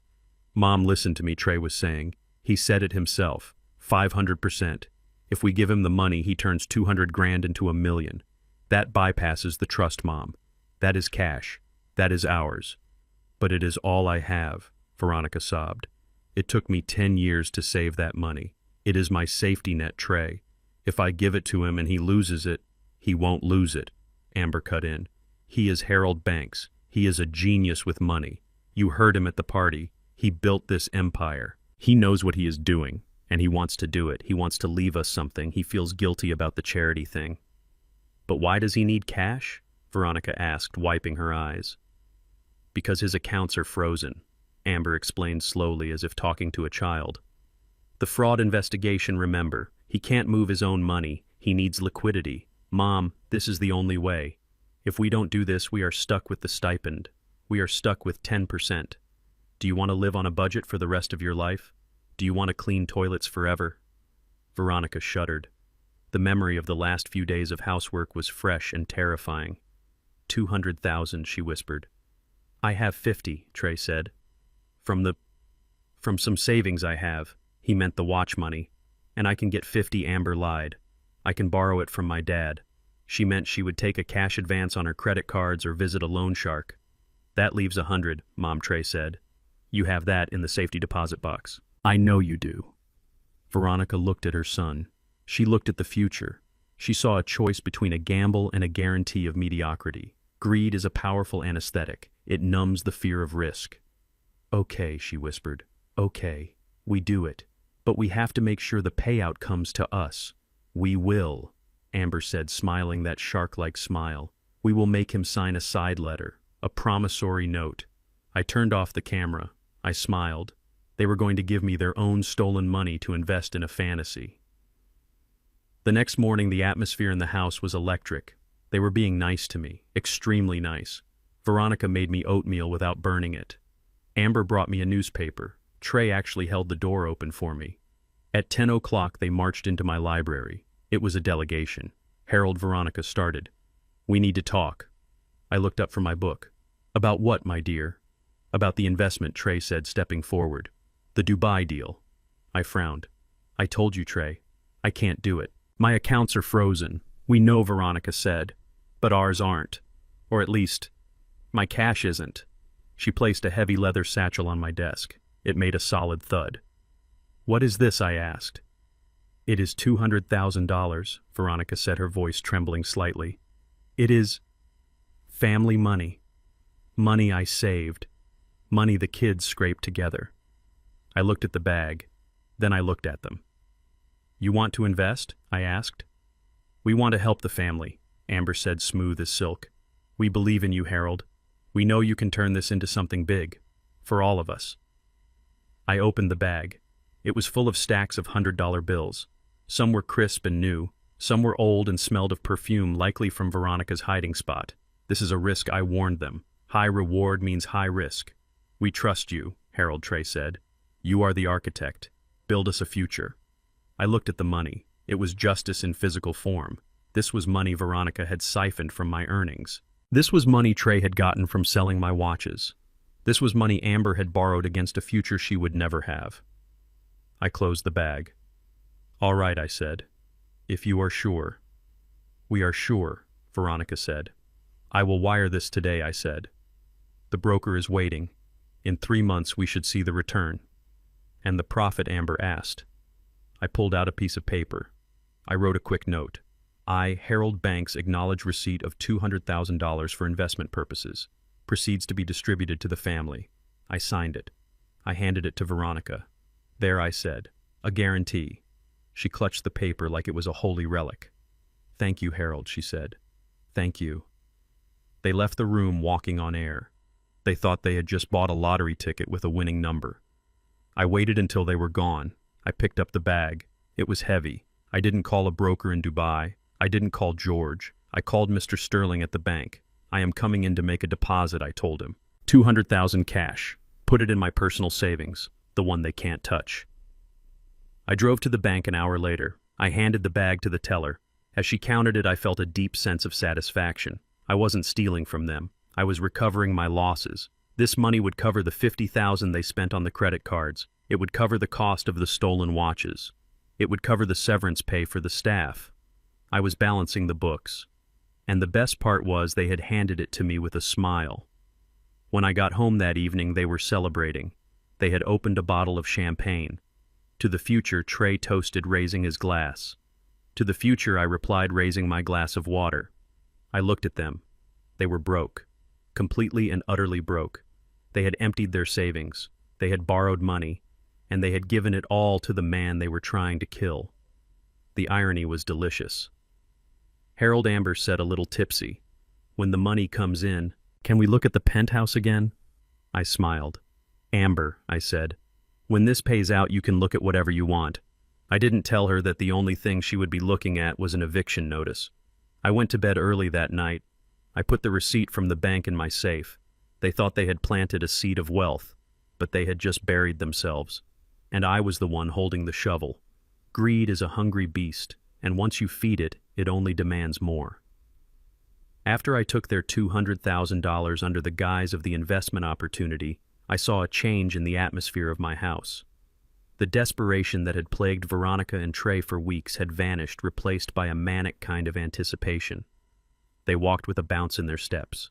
They smiled at me with teeth that looked too white and too sharp. They believed they had bought their future. They believed the payout was coming in 3 months. But 3 months is a long time for a woman like Veronica to wait, especially when she has already spent the money in her mind. I noticed the change in the routine immediately. For weeks, Veronica had been careful with the dosage of the foxglove in my tea. Just enough to make my hands shake. Just enough to make my heart flutter and send me to bed early. She needed me weak, but she needed me alive to sign the investment papers. Now that the papers were signed and the money was supposedly wired to Dubai, she didn't need me anymore. I was no longer a resource. I was a loose end.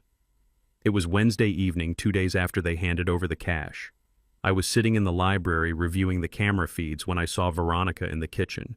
She was preparing my evening chamomile. Usually she was quick about it. This time she lingered.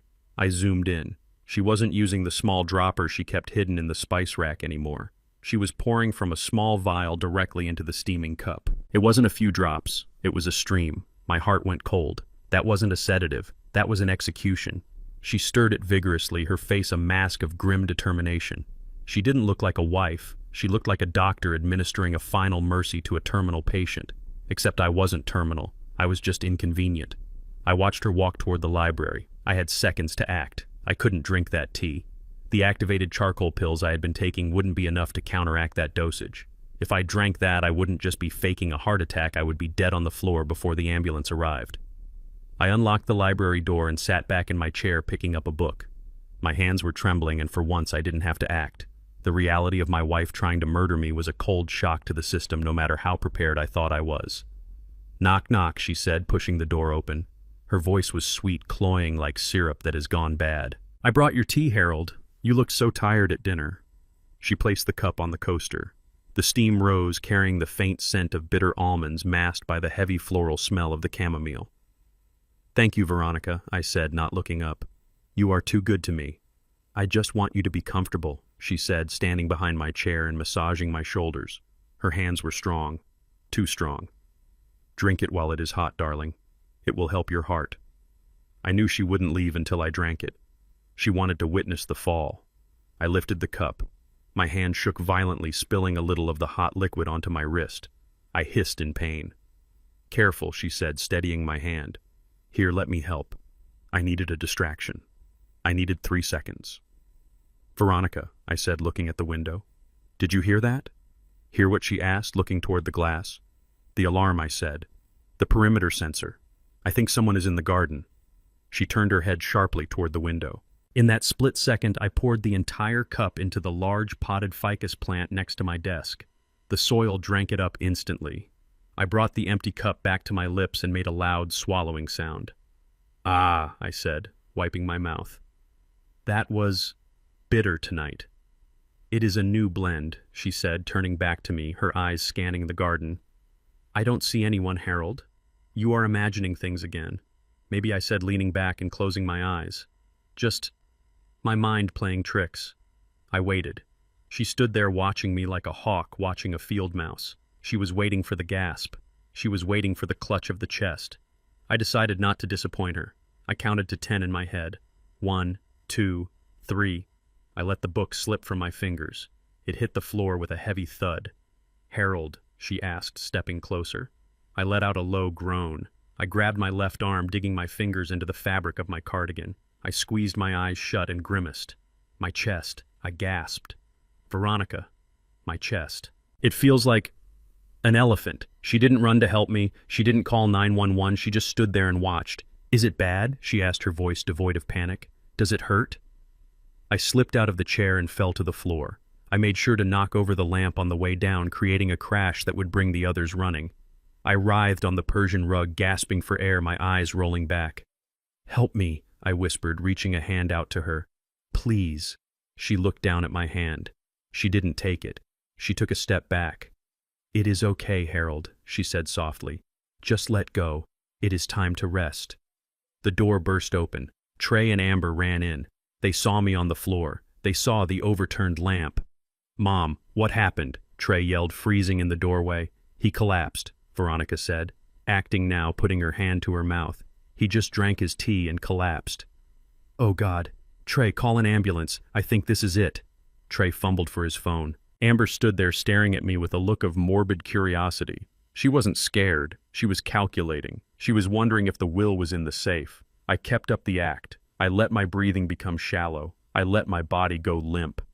The next 20 minutes were a blur of chaos. The paramedics arrived. They were professionals. They pushed Veronica aside as she tried to give them a sob story about my weak heart. They loaded me onto the stretcher. As they wheeled me out, I saw the three of them standing on the porch. Veronica was crying into a handkerchief. Trey had his arm around her. Amber was texting. They looked like a grieving family. They looked like winners. But the moment the ambulance doors closed, the performance ended. I sat up on the stretcher. "Sir, you need to lie down," the paramedic said, startled. "Your heart rate is—" "My heart rate is fine, son," I said, brushing the hair out of my eyes. "I am Harold Banks. Take me to Mount Sinai. Dr. Evans is expecting me. And call Arthur Steinberg. Tell him the package is en route." The paramedic looked at me confused, but he followed orders. When we arrived at the hospital, Dr. Evans was waiting in the emergency bay. He is a good man, a friend from the golf club who knew exactly what was happening. He whisked me into a private room in the cardiac wing. Steinberg was already there, sitting in the corner with his briefcase. "How was the performance?" Steinberg asked as I swung my legs off the gurney. "Oscar-worthy," I said, accepting a glass of water. Veronica upped the dose, Arthur. She poured enough poison in that cup to kill a horse. If I hadn't dumped it in the plant, I would be in the morgue right now. "We have the toxicology report from the tea residue on your cup," Steinberg said. "We managed to swipe it before the ambulance left. It confirms digitalis. High concentration. That is attempted murder, Harold. We can arrest her tonight." "Not yet," I said, taking a deep breath. "Not until they play their final card." Dr. Evans stepped forward. "I have marked your chart as critical condition, Harold. Strict isolation. No visitors, no family. I told the nurse to tell your wife that you are in a coma and the next 24 hours are decisive." "Good," I said. "That will give them hope, and hope makes people stupid." Steinberg handed me my iPad. I had connected it to the secure server at the house. "Now we wait," I said. I lay back in the hospital bed watching the screen. It was like watching a reality show where the contestants are fighting for a prize that doesn't exist. Back at the house, the mood had shifted from somber to celebratory. Veronica, Trey, and Amber were in the living room. Veronica poured herself a large glass of wine. "Did you hear the doctor?" Trey asked, pacing the room. "He said coma. He said decisive." "That means he is gone," Veronica said, taking a long sip. "He won't wake up from this. The dose was lethal. I made sure of it." "So what do we do now?" Amber asked. "We find the will," Veronica said, standing up. "We need to know where we stand. If he didn't sign the power of attorney, we need the physical will. We need to make sure that charity clause he talked about at the party isn't real." They moved as a pack toward the library, the room where I had almost died an hour ago. I watched on the screen as they entered. Veronica went straight for the painting of the Atlanta skyline behind my desk. She knew there was a wall safe behind it. I had let her see me open it once years ago. She thought she was clever. She pulled the painting down. The steel safe gleamed in the dim light. "Do you have the combination?" Trey asked. "Of course I do," Veronica scoffed. "It is his birthday. He is so predictable." She spun the dial, left to right to left, click. The handle turned. My heart beat faster in the hospital room. This was the moment, the payoff. Veronica pulled the heavy door open. Amber crowded in behind her. "Let me see. Is there cash? Are there diamonds?" Veronica reached inside. Her hand groped around in the dark metal box. She froze. "What is it?" Trey asked. "What is in there?" Veronica pulled her hand out. It was empty. She looked inside. She turned on the flashlight of her phone and shone it into the safe. It was empty. Dust. Just dust and a single paper clip. "No," she whispered. "No, no, no. Where is it? Where are the papers? Where is the cash?" She started pulling the drawers out, throwing them on the floor. "Nothing. He moved it," she screamed, throwing the empty drawer across the room. "The old bastard moved it. He knew. He knew we would look." Amber grabbed Veronica's arm. "What do you mean he knew? Is he playing us?" "He is senile," Veronica yelled, pushing her away. "He probably forgot where he put it. Or maybe the lawyer has it." Steinberg looked at me in the hospital room and smiled. "She is panic-stricken," Steinberg said. "She thinks the money is just misplaced," I said. "She doesn't realize it is gone." Back on the screen, Trey was kicking the desk. "We gave him $200,000, he shouted. "If he dies and we can't find the will and we can't find the investment papers, we lose everything, Mom." "We are broke." "Shut up," Veronica hissed. "We are not broke. We have the house. We have the cars. We just need to find the damn paper. Tear this room apart. Look in the books. Look under the rug. It has to be here." I watched them destroy my library. They pulled books off the shelves, ripping the pages. They overturned the antique globe. They slashed the cushions of the leather chair. They looked like animals, hyenas tearing at a carcass, finding no meat on the bones. They searched for hours. They found nothing. Finally, exhausted and defeated, they sat amidst the wreckage of my sanctuary. "He can't die," Amber whispered, staring at the wall. "If he dies right now, we are screwed. We need him to wake up. We need him to tell us where the money is." Veronica looked at her hands. The hands that had poured the poison. "I killed the golden goose," she murmured. I turned off the iPad. I looked at Steinberg. "They are ready," I said. "Ready for what Steinberg asked. Ready for the bill," I said. I closed my eyes. The hospital bed was hard and the room smelled of antiseptic, but I felt comfortable. Tomorrow I would wake up. Tomorrow I would return from the dead. But tonight I would let them sweat. I would let them sit in the ruin of their own making and wonder where it all went wrong.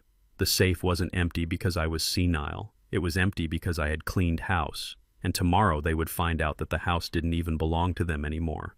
The hospital room was quiet except for the rhythmic beeping of the heart monitor that I didn't actually need.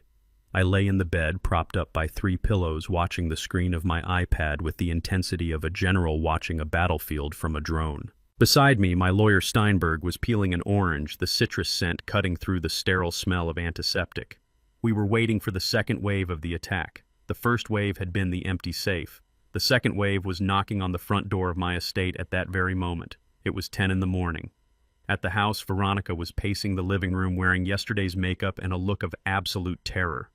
Trey was sitting on the couch, his head in his hands. They had spent the night tearing the library apart looking for a will that didn't exist and cash that was already sitting in my new private account. They looked exhausted.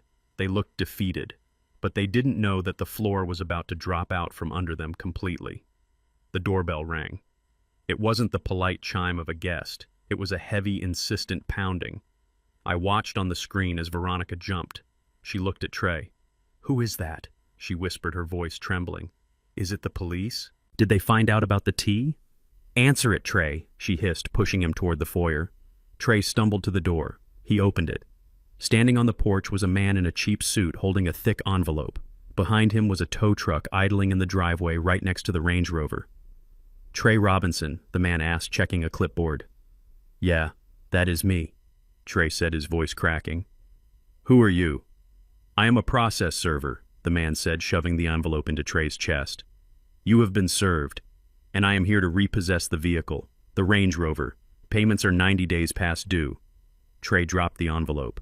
"What are you talking about?" "My stepdad pays the lease. The lease was terminated for non-payment," the man said, signaling to the tow truck driver. "And the bank has called the note on the home equity line of credit. That is what the envelope is for. Notice of default and intent to foreclose." I watched Veronica run into the foyer. She snatched the envelope from the floor. She ripped it open, tearing the paper in her haste.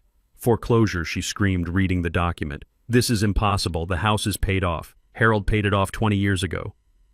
I zoomed in on the camera. I wanted to see her face when she read the details. "It seems Mrs. Banks, the process server, said, stepping back as the tow truck hook rattled against the bumper of the SUV, that you and Mr. Banks took out a $2 million line of credit against the house 6 months ago. The bank froze all accounts due to suspicious activity, remember?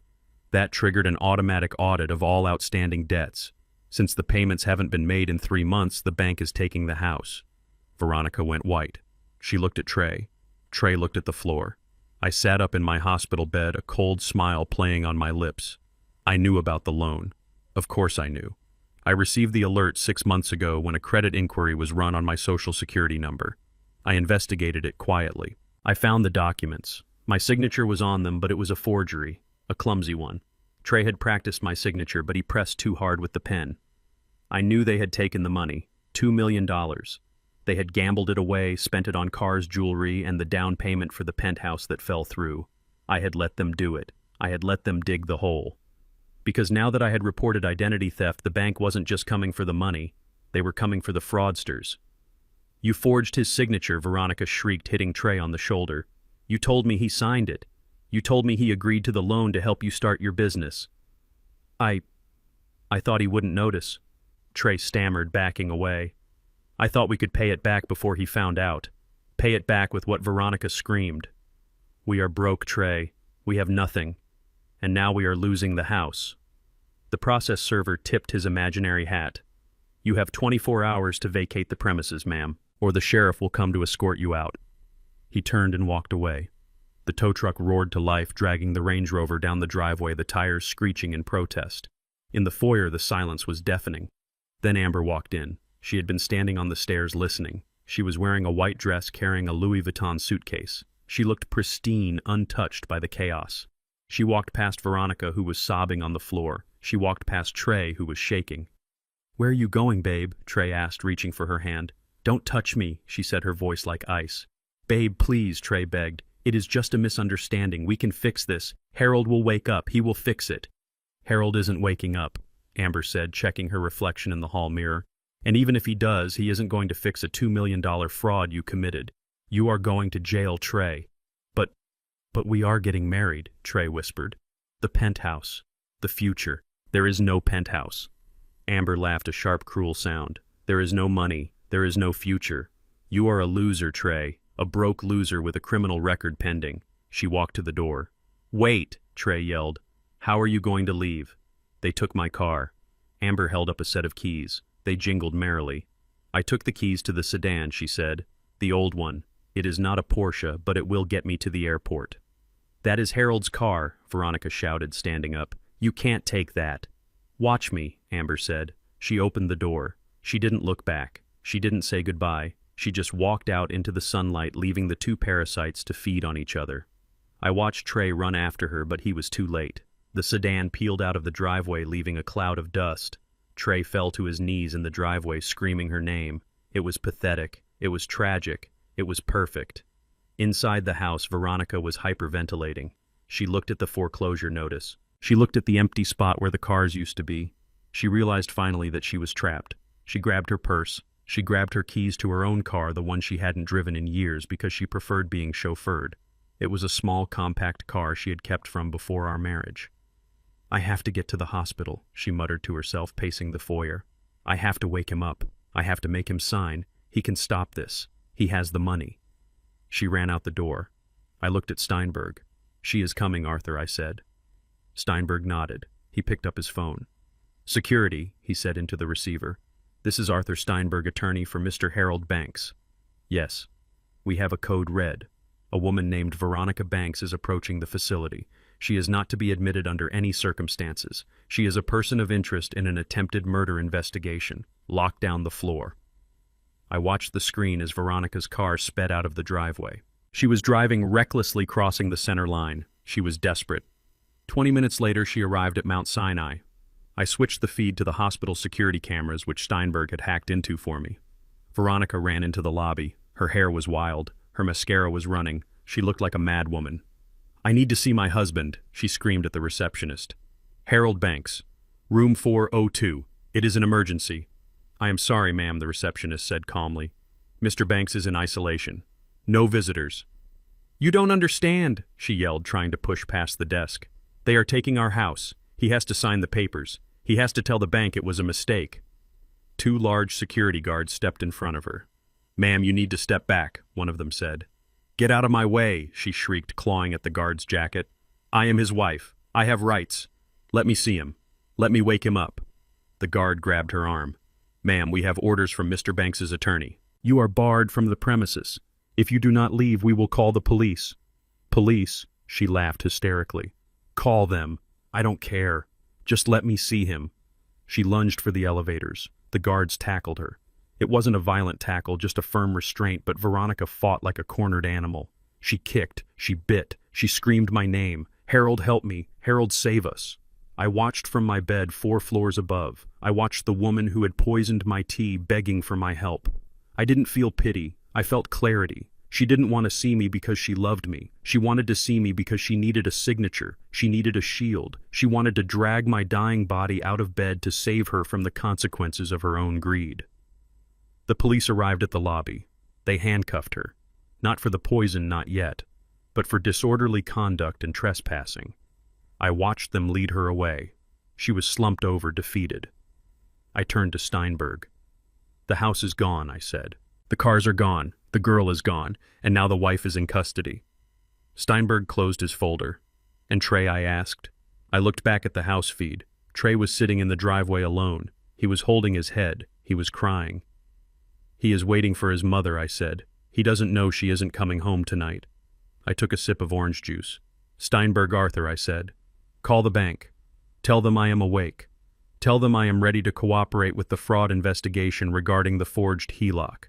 Tell them I am willing to testify that my stepson and wife conspired to defraud the estate. Steinberg raised an eyebrow. You are going to send them to prison, Harold. I looked at the screen at the boy sitting in the dust. I am not sending them anywhere, Arthur. They bought the ticket. I am just punching it. I lay back on the pillows. Tomorrow I would go home. Tomorrow I would face them. But tonight I would sleep. Because for the first time in 10 years I was truly safe. I walked out of the sliding glass doors of Mount Sinai Hospital into the bright Atlanta morning and took a deep breath. The air smelled of exhaust and pine needles, but to me it smelled like resurrection. 24 hours ago I had been wheeled in here on a stretcher playing the part of a dying man. I had watched my wife and stepson shed crocodile tears while mentally measuring my coffin. Now I stood on the curb adjusting my cufflinks, feeling stronger than I had in a decade. The doctors had discharged me with a clean bill of health once the toxicology report confirmed that the heart attack was chemically induced and subsequently flushed from my system. I was not a victim anymore. I was the hammer. My lawyer Steinberg pulled up in his black sedan. He didn't say a word as I slid into the passenger seat. He just handed me a file folder. Inside was the paperwork that would seal the fate of the two people who had tried to kill me. Take me home, Arthur, I said. Steinberg merged onto the highway. The drive to the estate usually took 40 minutes, but today it felt like seconds. My mind was racing, not with fear, but with the cold precision of an architect reviewing a demolition plan. I visualized the structure of their lies, and I knew exactly which beam to pull to bring the whole thing crashing down. When we turned onto the private road leading to my driveway, I saw the flashing lights first. It wasn't the police. It was a private security firm hired by the bank. A large white van was parked diagonally across the entrance, blocking the gate. Two men in uniforms were stapling bright orange notices to the oak trees that lined the drive. Foreclosure. Eviction. Do not enter. The words were printed in bold black letters that screamed failure. Steinberg parked the car on the shoulder. I stepped out leaning on my cane, not because I needed it, but because it was part of the costume. I wanted them to see the old man one last time before the monster revealed himself. I walked up the driveway. The scene before me was pathetic. Veronica was sitting on her Louis Vuitton suitcase in the middle of the driveway. Her hair was a bird's nest. Her makeup was smeared across her cheeks in streaks of black and beige. She was holding a bottle of water with a shaking hand. Next to her, Trey was sitting on the asphalt, his head between his knees, rocking back and forth. The Range Rover was gone. The Jaguar was gone. Even the sedan Amber had stolen was gone. They were stranded on an island of asphalt surrounded by the wreckage of their own greed. When Veronica saw me, she froze. She blinked as if she were seeing a ghost. She dropped the water bottle. It rolled away, leaking a dark, wet trail on the ground. "Harold," she whispered. Then she screamed. It was a sound of pure, desperate relief. She scrambled to her feet, stumbling in her heels, and ran toward me. She threw her arms around my neck, sobbing into my blazer. "Oh my God, Harold, you are alive. I thought you were gone. I thought the attack killed you." She pulled back, gripping my lapels, her eyes wild and bloodshot. "You have to help us, Harold. Look at this. Look what they are doing." She pointed a trembling finger at the bank official who was currently placing a padlock on the front door of my house. "They are kicking us out," she wailed. "They say the house is being seized. They say we owe millions. Harold, you have to tell them. Tell them who you are. Tell them this is your house and they can't touch it." I reached up and gently removed her hands from my jacket. I brushed the lapels, smoothing the fabric. I looked at her with a calm detachment that terrified her more than anger would have. "I can't do that, Veronica," I said softly. "What do you mean you can't?" she shrieked. "You are Harold Banks. You designed half this city. Write them a check. Call the mayor. Do something." I looked at the bank official who was walking toward us with a clipboard. He looked tired. He had dealt with people like Veronica before. "Mr. Banks," the official said, nodding to me, "I was told you were indisposed. I am sorry it has come to this, but the default on the home equity line of credit is absolute. The fraud investigation triggered an immediate call on the note. Since the funds cannot be recovered, we are seizing the collateral." Veronica turned to me, her face pleading. Harold, listen to me. We made a mistake. A small mistake. Trey and I, we needed some cash. For the business. For the family. We borrowed against the house. Just a bridge loan. We were going to pay it back, I swear. When the Dubai deal came through, we were going to pay it all back. She was admitting it, finally. She thought that by confessing to the borrowing, she could guilt me into saving them. She thought I was the owner who would protect his property. I looked at Trey, who had finally stood up and was watching us with the eyes of a trapped rat. You borrowed $2 million, Trey asked. Veronica nodded, sobbing. Yes. Yes, we forged your signature. Harold, I am sorry, but we had to. We were desperate. But you can fix it. Just pay the loan, Harold. Please, save our home. I let a silence stretch between us. The wind rustled the orange notices on the trees. I shook my head slowly. I am afraid you have misunderstood the situation, Veronica, I said. Misunderstood what she snapped. We forged the loan. We owe the money. But it is your house, so you are liable. You have to pay it to save the asset. No, I said. I don't. I turned to Steinberg. He opened his briefcase and pulled out a document. It wasn't a bank notice. It was a deed of sale. Veronica, I said, my voice dropping to a register that was pure steel. I do not own this house. She stopped crying. She stared at me. I sold this property 6 months ago, I explained. I sold it to a private holding company called Obsidian LLC. Sold it, she whispered. But we live here. You live here. I smiled. A cold, thin smile. I live here as a tenant, Veronica. When I sold the house, I signed a leaseback agreement. It is a common financial maneuver for retirees. It frees up equity while allowing you to remain in the home. I took the document from Steinberg and held it up. This is the deed transferring ownership from Harold Banks to Obsidian LLC, dated 6 months ago. Veronica's mouth opened and closed like a fish. But if you don't own the house, she stammered. Then the loan you took out is invalid, I said. You cannot borrow money against a property that the borrower does not own. When you forged my signature on that application, you committed bank fraud. But here's the kicker, Veronica. I stepped closer, forcing her to look me in the eye. Because I am not the owner, I am not liable for the debt. The bank isn't seizing my asset. They are seizing the property of Obsidian LLC, and Obsidian LLC is very unhappy about that. But who owns Obsidian LLC? Trey asked, stepping forward, his voice shaking. I looked at him. That is a private company, Trey, but that doesn't matter right now. What matters is the lease. I pulled another document from the folder. Do you recognize this, Veronica? I asked. She squinted at the paper. It was a thick legal document. That is the tax form you made me sign, she said. Last month. You said it was for the IRS, to claim head of household status so we could save on taxes. I laughed. It was a dry, dusty sound. You really should read what you sign, Veronica, especially when you are plotting to kill the man who feeds you. I flipped to the first page. This is not a tax form. This is a master lease assumption agreement. By signing this, you legally designated yourself as the primary tenant of this property. You assumed full responsibility for all rental payments and liability for the premises. Her eyes went wide. The color drained from her face until she looked like a corpse. You made me the tenant, she whispered. I made you the responsible party, I corrected. And since you haven't paid the rent in 3 months because I stopped paying it, Obsidian LLC has filed for eviction. I pointed to the bank official. And since you forged a loan against a property you were merely renting, you have committed mortgage fraud on top of lease violation. The bank is here to secure the property because of your criminal activity, not mine. Veronica fell to her knees. The gravel crunched under her weight. This can't be real, she sobbed. You tricked me. You tricked me into signing that lease. I didn't trick you, I said. I protected myself. I knew you were stealing, Veronica. I knew about the credit cards. I knew about the watches. Did you think I wouldn't secure my biggest asset? I moved the house out of my name to protect it from you. And then I handed you the lease so that when the hammer fell, it would fall on your head. Trey grabbed my arm. Harold, please, he begged, tears streaming down his face.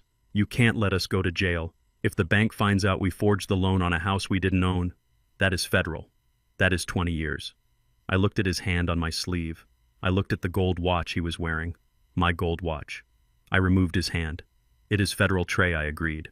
And since I have already given my statement to the fraud department testifying that I did not sign those papers and that I do not own this home, the police should be arriving any minute." "Police," Veronica screamed. "You called the police. I checked my watch. The cheap plastic one I was wearing because my Rolex was in the safe. They are about 5 minutes out," I said. Veronica scrambled backward, crawling on the asphalt like a crab. "You are a monster," she hissed. "You planned this. You let us borrow the money. You let us think we were rich. I let you show me who you were," I said. "I gave you a rope, Veronica. I thought you might use it to climb out of the hole. Instead, you used it to try and hang me, so I just kicked the chair away." The sound of sirens cut through the morning air, distant at first, then growing louder. Veronica looked at the gate. She looked at the woods. She looked at me. "Run!" she screamed at Trey. "Run!" Trey didn't move.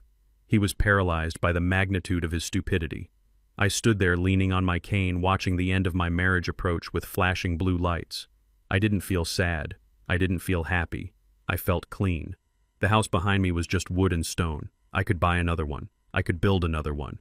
But the freedom of standing there watching the consequences arrive for the people who had tormented me, that was priceless. Harold, Veronica begged, clutching my pant leg one last time. "I am your wife. You were my wife," I said, looking down at her. "Now you are just a tenant with a very bad credit score." I turned to Steinberg. "Let's go, Arthur. I have a meeting with the real estate agent. I need to find a new apartment, something with a view, and no guest bedrooms." We walked back to the car, leaving them in the driveway as the police cruisers turned in. I didn't look back. I had already seen enough. The blue lights of the police cruisers were hypnotic, rotating in the morning mist, like a lighthouse warning ships away from a jagged coast. I sat in the passenger seat of Arthur Steinberg's black sedan. The window rolled down just enough to let in the cool air and the sounds of my family disintegrating. We hadn't left the driveway yet. I told Arthur to wait. I wanted to watch the dust settle. I wanted to see what happens when rats realize the ship isn't just sinking but is already at the bottom of the ocean. Veronica was standing by the gate arguing with a female officer about her jewelry. She was trying to convince the cop that the diamond tennis bracelet on her wrist was a family heirloom and not purchased with the proceeds of the fraudulent loan. She looked small, desperate, and pathetic, but it was Trey who caught my attention. He was standing near the remains of the front door, holding his phone like it was a grenade that had just had the pin pulled. His face was the color of old ash. He was shaking so violently that I could see the phone vibrating in his hand from 20 feet away. Then he put it on speaker. I didn't mean to eavesdrop, but in the quiet of the morning sound carries. And Amber's voice was a shrill, piercing weapon that cut through the humidity. "You have to get me out, Trey," she was screaming. "I am at the precinct. They booked me. They fingerprinted me. They put me in a cell with a woman who smells like bleach and gasoline." Trey held the phone with both hands. I can't, Amber. I don't have any money. The accounts are frozen. The house is gone. Mom is being questioned." "I don't care about your mother," Amber shrieked. "The cops pulled me over on I-85. They said the sedan was reported stolen. They said the owner, Harold Banks, filed a report hours ago. You told me he was dying, Trey. You told me he wouldn't notice the car was gone." He woke up. Trey stammered, tears streaming down his face. "He isn't dying. He is sitting right there in the car watching us. He knows everything." There was a silence on the other end of the line, a cold, heavy silence that was more terrifying than her screaming. "He knows everything," Amber whispered. "Yes," Trey sobbed. "The loan, the forgery, the watches, everything." "Does he know about the tea?" Amber asked. Trey froze. He looked over at my car. He met my eyes. I didn't blink. I didn't look away. I just sat there judging him. I don't know," Trey whispered. "Well, you better find out," Amber hissed. "Because the detective here is offering me a deal. He says if I give him something bigger than a stolen car, he can talk to the DA.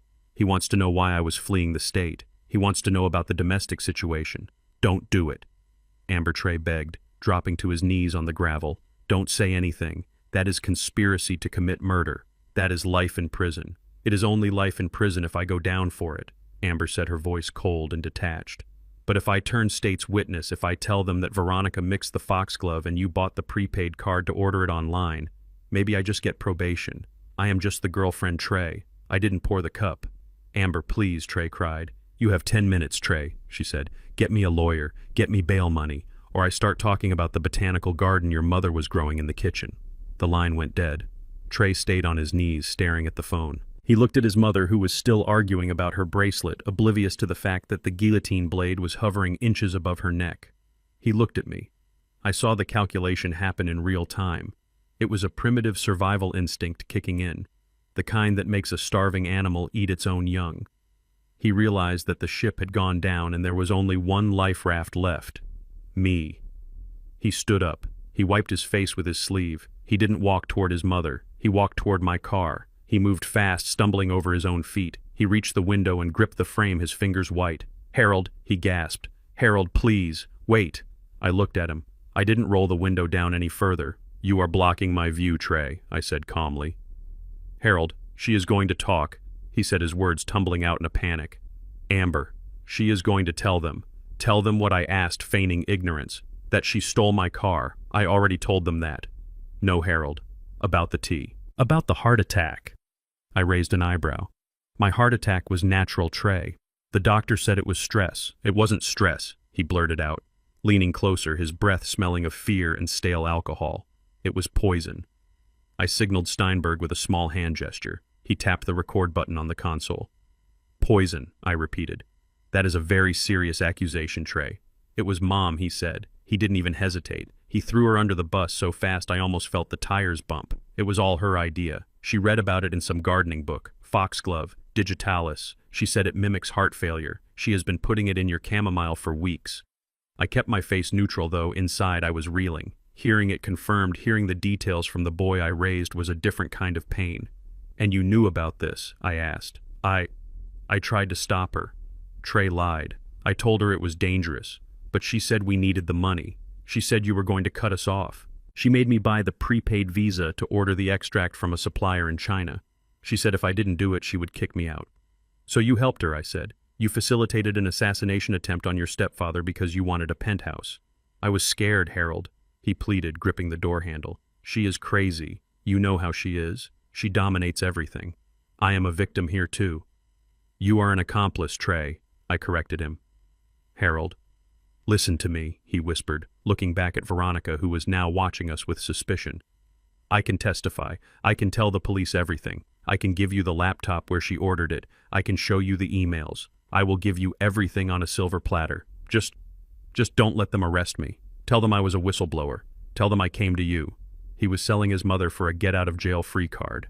It was the most despicable thing I had ever seen. I looked at him. "You want a deal?" I asked. "Yes," he nodded frantically. "A deal. Immunity. Anything. I will testify against her. I will send her away for life. Just save me, Harold. I am your son." I looked at the record light on the console. It was glowing a steady red. I reached into my pocket and pulled out my phone. I tapped the screen and held it up. "I recorded that, Trey," I said. He froze. "What?" "I have it all," I said. The confession, the details about the prepaid card, the supplier, the timeline, and most importantly the fact that you knew about it for weeks and did nothing. But I am helping you," he stammered, backing away. "You aren't helping me, son," I said, my voice cold as the grave. "You are hanging yourself. You just admitted to conspiracy to commit murder. You admitted to financing the weapon. You aren't a whistleblower. You are a co-conspirator who got caught." Trey's face crumbled. He realized he had walked into the final trap. Trey, Veronica's voice cut through the air. She was standing 10 feet away. She had walked over while we were talking. She had heard the last part. She had heard him say he would send her away for life. She looked at her son. Her eyes were wide, not with fear, but with betrayal. "You told him," she whispered. "You told him about the tea." "Mom, Trey stuttered, turning to face her. Amber was going to talk. "I had to do something." "You traitor," she screamed. She didn't look like a socialite anymore. She looked like a banshee. She lunged at him. She clawed at his face. "You stupid, ungrateful parasite, I did it for you. I did it so you could have your stupid car. I did it so you could live like a king, and you sell me out to him."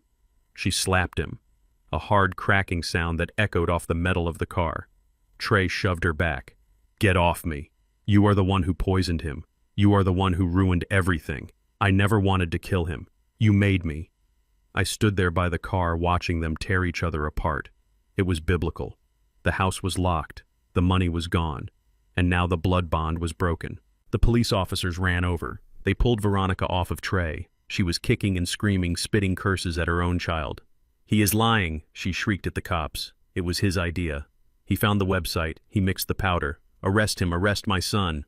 "It wasn't me," Trey yelled back, cowering behind an officer. "She is the psychopath. Check her search history. Check the spice rack." I rolled up the window. The glass muted their screams, turning their rage into a silent movie of self-destruction. Steinberg looked at me. He stopped the recording. "We have enough," he said. "That recording plus the toxicology report plus Amber's testimony. They are never seeing the outside of a cell again." I looked at them one last time. Veronica was being handcuffed. Trey was being shoved into the back of a separate cruiser. They weren't looking at me anymore. They were looking at each other with pure, unadulterated hatred. "I broke them," I said softly. "You didn't break them," Harold Steinberg said, putting the car in gear. "You just turned on the lights. They broke themselves trying to scurry into the dark." "Drive, Arthur," I said. "I am hungry." "Where to?" Steinberg asked as we pulled away, leaving the blue lights behind. "Somewhere quiet," I said. "Somewhere with no family." We drove past the orange foreclosure signs. We drove past the gate I had designed to keep the world out. I realized now that the gate had been useless because the enemy was already inside, but they were gone now. I took a deep breath. The air in the car was still. It was peaceful. I took out my phone. I deleted Trey's contact. I deleted Veronica's contact. 1 click, 2 clicks. And just like that, I was an orphan of my own making, and I had never felt better. The fluorescent lights of the precinct conference room hummed with a low, irritating buzz that sounded like a trapped fly. It was a stark contrast to the warm lighting of my library or the soft glow of the chandeliers Veronica loved so much. I sat at the head of the metal table, my hands folded on the cold surface. Steinberg stood behind me like a sentinel, his briefcase closed, his face unreadable. We were waiting for the guests of honor. The door opened and the officer led them in. Veronica and Trey. They looked like shadows of the people who had walked around my house like royalty just days ago. Veronica was wearing an orange jumpsuit that clashed horribly with her skin tone, her hair pulled back in a severe, messy bun. Her makeup was gone, revealing the lines of age and bitterness she had spent thousands trying to hide. Trey shuffled in behind her, his wrists cuffed to his waist, his head hanging low. He looked like a child who had broken a window and was waiting for the belt. They sat down opposite me. The officer uncuffed Trey's hands from his waist but left the wrists bound, then stepped back to the door. For a long moment, nobody spoke. Veronica stared at me with a mixture of hatred and fear. Trey just stared at the table. I reached into my briefcase. I moved slowly, deliberately. I wanted them to see every movement. I pulled out the first item, a clear plastic evidence bag containing a small vial of liquid and a stack of papers stapled together. I placed it on the table. It made a soft slap against the metal. "This," I said, my voice calm and echoing in the small room, "is the toxicology report from my blood work at Mount Sinai.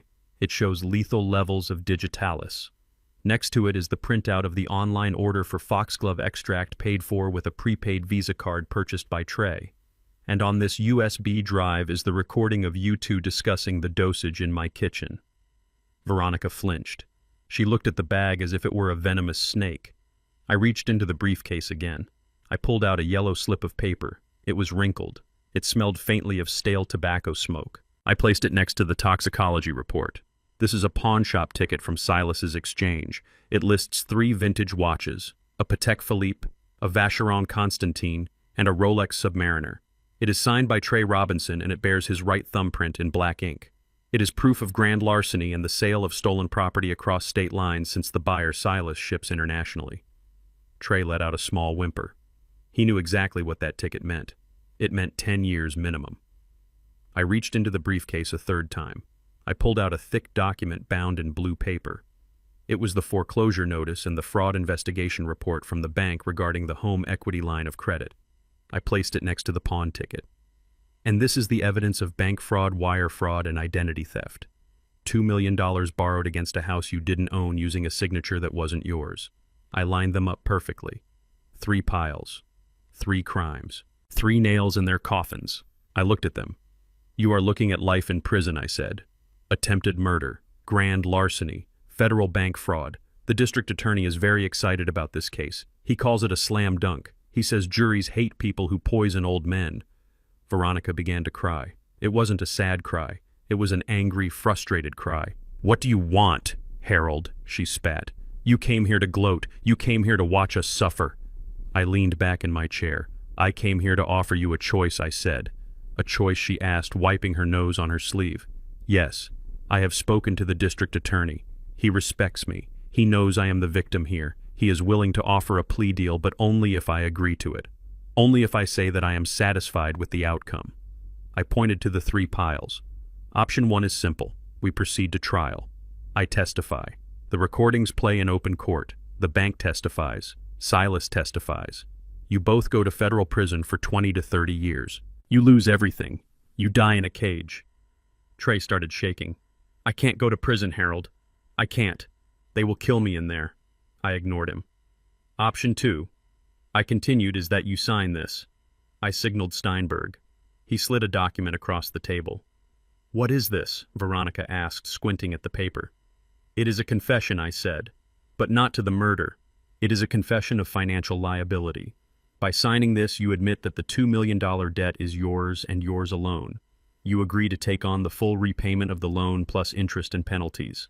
You agree to a divorce with 0 alimony, 0 settlement, and a full restraining order. You agree to leave Atlanta within 24 hours and never contact me or any of my associates again. I leaned forward. If you sign this, I will tell the DA that the poisoning was a misunderstanding, that I took the wrong medication. I will tell Silas I found the watches and dropped the theft charges. I will tell the bank that I am not pressing charges for the fraud as long as the debt is assigned to you personally. You want us to take the debt. Veronica screamed. $2 million. We can't pay that, Harold. We have nothing. Exactly, I said. You will have nothing. You will be broke. You will be in debt for the rest of your lives. Your wages will be garnished. Your credit will be destroyed. You will never own a home again. You will work minimum wage jobs until the day you die just to pay off the interest. I looked her in the eye. That is the price of your freedom, Veronica. You can be a prisoner of the state or a prisoner of your own debt. Choose. Veronica stared at the paper. She looked at the orange jumpsuit she was wearing. She looked at the bleak concrete walls. If we sign, you drop the murder charge, she whispered. I drop my testimony, I said. Without me, the case falls apart.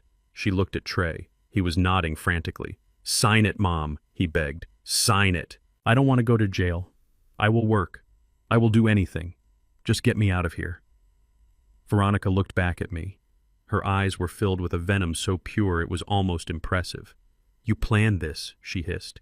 You engineered this whole thing. You let us borrow the money so you could trap us with the debt.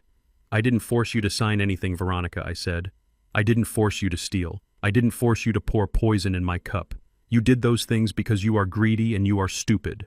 She grabbed the pen. Her hand was shaking so hard she almost dropped it. You are a monster, she said, her voice low and guttural. You are a cold-hearted bastard. I took care of you. I wasted the best years of my life on you. And this is how you repay me. You ruin me. You leave me with nothing but debt. I watched her sign. The scratch of the pen was loud in the silence. You are cold-blooded, Harold, she screamed, throwing the pen at me. It bounced off my chest and fell to the floor. How can you do this to your family? How can you sleep at night knowing you destroyed us? I picked up the pen. I put it back in my pocket. I looked at the woman who had watched me writhe on the floor in fake agony and done nothing. I stood up. I buttoned my jacket.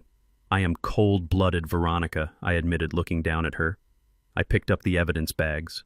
I wasn't going to give them to the police. I was going to keep them, just in case they ever forgot their place. Being cold-blooded is better than being a murderer, I said, my voice flat and final. I turned to Trey. Goodbye, son. Good luck with the job hunt. I hear the construction industry is hiring laborers. It is hard work, but it pays honest money. I walked toward the door. Steinberg gathered the papers. Veronica was screaming now, screaming curses, screaming that she would find a way back, screaming that I would pay. I paused at the door. You are already paying, Veronica, I said without looking back. That is how debt works. Debt. I walked out of the room. The heavy steel door clanged shut behind me, cutting off her screams. I stood in the hallway for a moment. I took a deep breath. The air in the precinct smelled of floor wax and coffee. It was over. They were free, technically, but they were shackled to a mountain of debt that would crush them slowly for decades. Every time they got a paycheck, the bank would take a cut. Every time they tried to buy a car, they would be denied. They would live in the shadow of the fortune they almost stole. It was a punishment worse than prison. Prison ends. poverty and debt in a world you used to rule that is a torture that renews itself every single morning. I looked at Steinberg. "Let's go get some lunch, Arthur," I said. "I am in the mood for a steak." We walked out into the sunshine. I didn't need the cane anymore. I carried it under my arm. I was 72 years old. I was single. I was wealthy. And I was completely free. The demolition was complete. The rubble was cleared. Now it was time to build something new. There is a specific sound a zipper makes when it closes on a life. It is a sharp, final hiss that divides the past from the future. I stood in the master bedroom of the estate I had designed 30 years ago and pulled the zipper on my leather valise. I was not packing much. I did not need the Italian silk ties Veronica had bought me to match her dresses. I did not need the cufflinks that were really just shackles in disguise. I packed only what was real. My original drafting pencils. The photo of my first wife Bernice that I had kept hidden in the bottom drawer of my nightstand. The blueprints for the first skyscraper I ever built. And the black debit card that held the freedom I had clawed back from the edge of the grave. The house was quiet. The police had finished their work. The foreclosure notices were stapled to the front gate, fluttering in the wind like orange flags of surrender. Veronica and Trey had been released on their own recognizance pending the arraignment for the fraud charges. They were on their way back. They were coming home expecting to find a husband they could manipulate, a stepfather they could guilt into saving them one last time. They thought that because they had signed the confession, because they had accepted the debt, I would let them stay. They thought the house was still a sanctuary. They were wrong. I walked down the grand staircase for the last time. My cane tapped against the marble, but I didn't lean on it.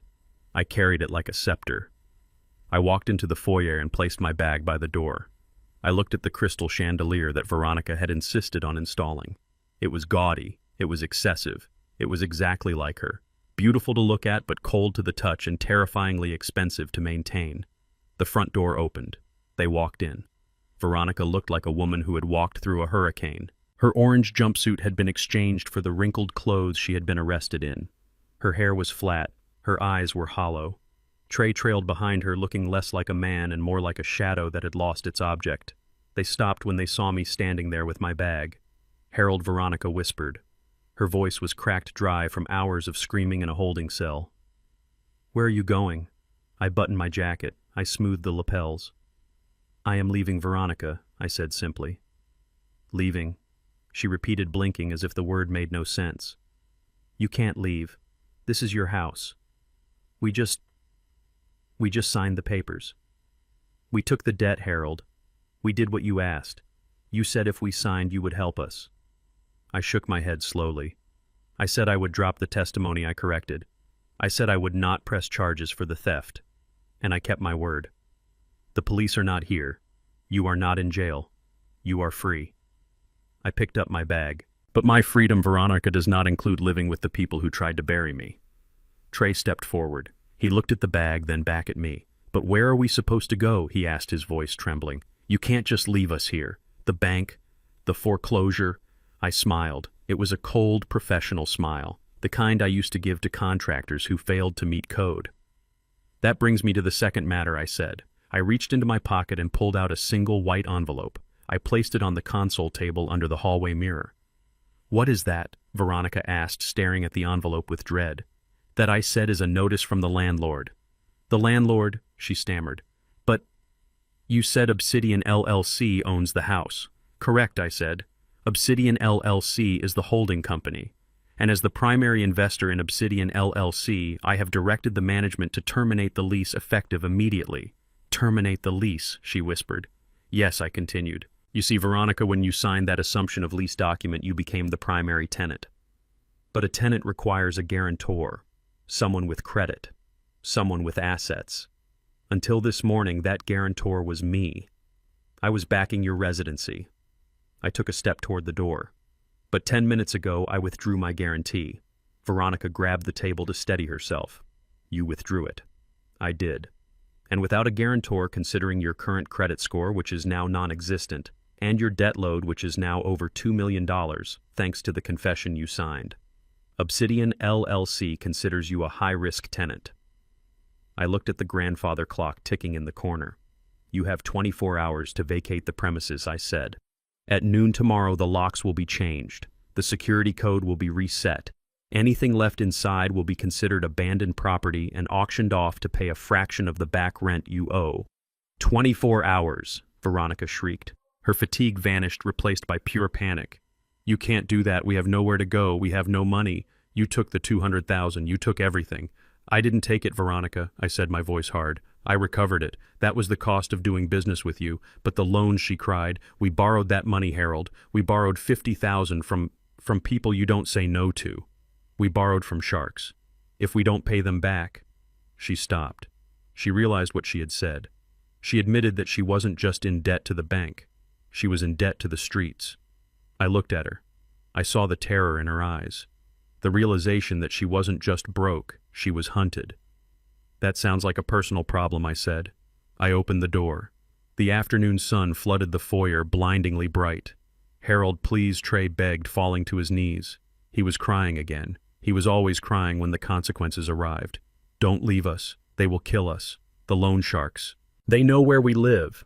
They know where you lived, I corrected. By tomorrow you won't live here anymore. I suggest you start running. Or start working. I hear the night shift at the warehouse is always hiring. I walked out onto the porch. The air was fresh. It smelled of pine and rain. Harold, Veronica screamed, running to the doorway. She tried to grab my arm, but she missed. She stumbled, tripping over her own feet, falling onto the slate porch. I didn't stop. I walked down the steps. My car was waiting. A town car I had hired. I wasn't driving. I was being driven. Harold, come back, she wailed. I am your wife. I love you. I paused at the car door. I turned around one last time. I looked at the woman sprawled on the porch. I looked at the sun cowering in the doorway. I looked at the house that had been my pride and joy. It was just a building now, a structure of wood and stone infected by a rot I had finally cut out. You don't love me, Veronica, I called back to her. You love the lifestyle, and I am taking it with me. I got into the car. The driver looked at me in the rearview mirror. Where to, Mr. Banks, he asked.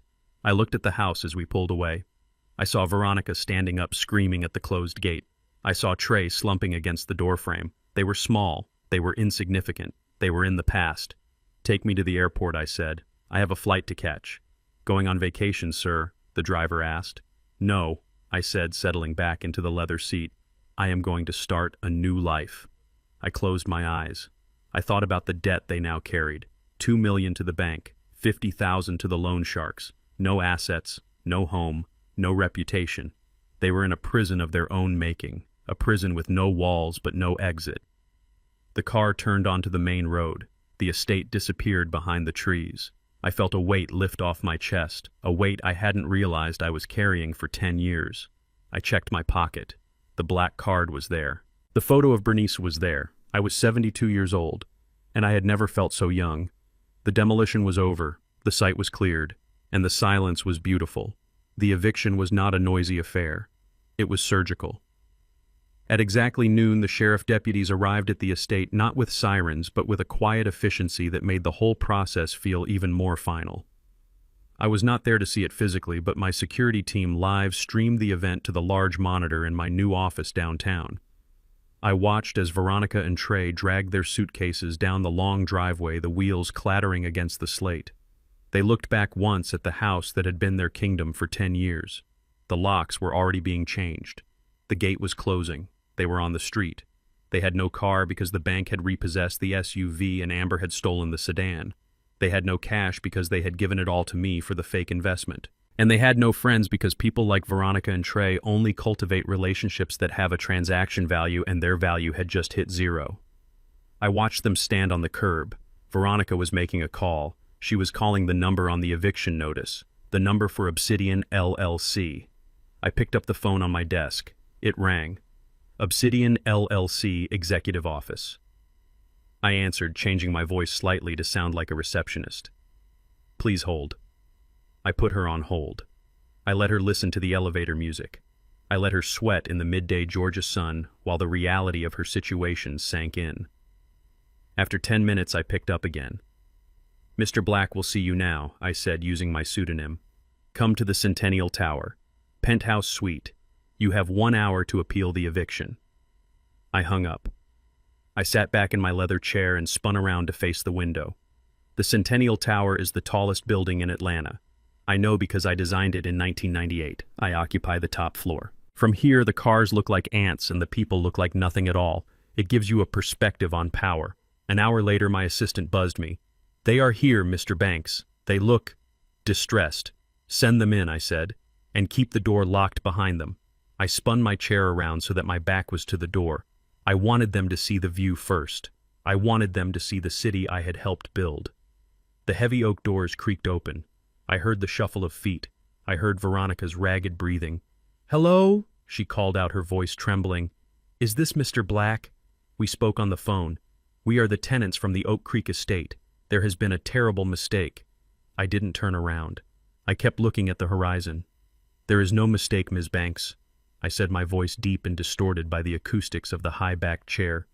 "You are in default. You have been evicted." "Please," Trey begged, stepping forward. "We have nowhere to go. We can pay. We just need time. My stepfather, Harold Banks, he is a wealthy man. He will vouch for us. He had a mental break. He abandoned us. But once he comes back to his senses, he will pay the rent." I smiled. They were still using my name as a shield. Even after I had left them, they were trying to hide behind my reputation. "Your stepfather is not coming back," I said. Veronica stepped closer. "Listen to me. The lease. It is complicated.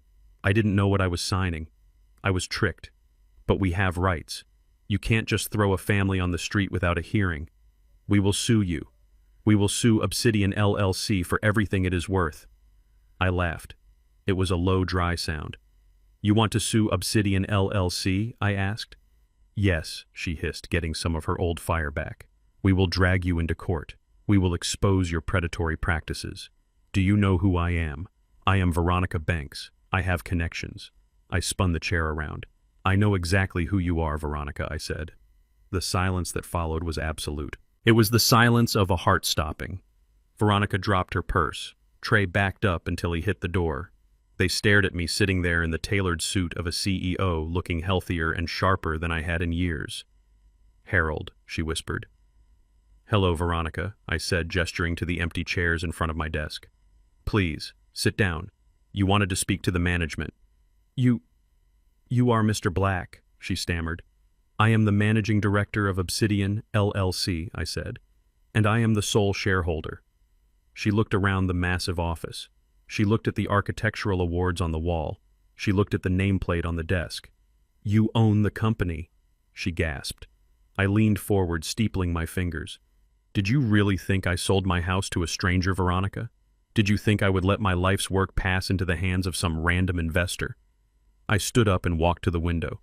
6 months ago, when I first discovered you were poisoning me, I didn't just go to the police. Police take too long, and they can't protect assets from a divorce court. If I had divorced you, then you would have claimed half the house. You would have fought me for years. You would have lived there while I paid the bills. I turned back to face them. So I sold it. I created Obsidian LLC. I transferred the title of the house to the company for a fair market price paid from my trust to the LLC. A perfectly legal transaction. The house ceased to be a marital asset and became a corporate asset. I walked over to Trey, who was shaking like a leaf. "And then I had you sign the lease assumption," I said. "You thought you were signing a tax form, but you were signing a commercial lease. You became tenants of my company."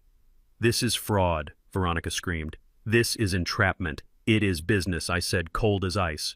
"You are not my wife in this room, Veronica. You are a liability on my balance sheet, and today I am liquidating that liability." I walked back to my desk and picked up a file. "You came here to ask for an extension, to beg for time." "Yes," she cried. "Just a month. Give us a month to find a place." "We have no money, Harold. The accounts. You took everything." "I recovered my losses," I corrected. "And regarding your request for an extension," I opened the file. I pretended to read it. "Application denied."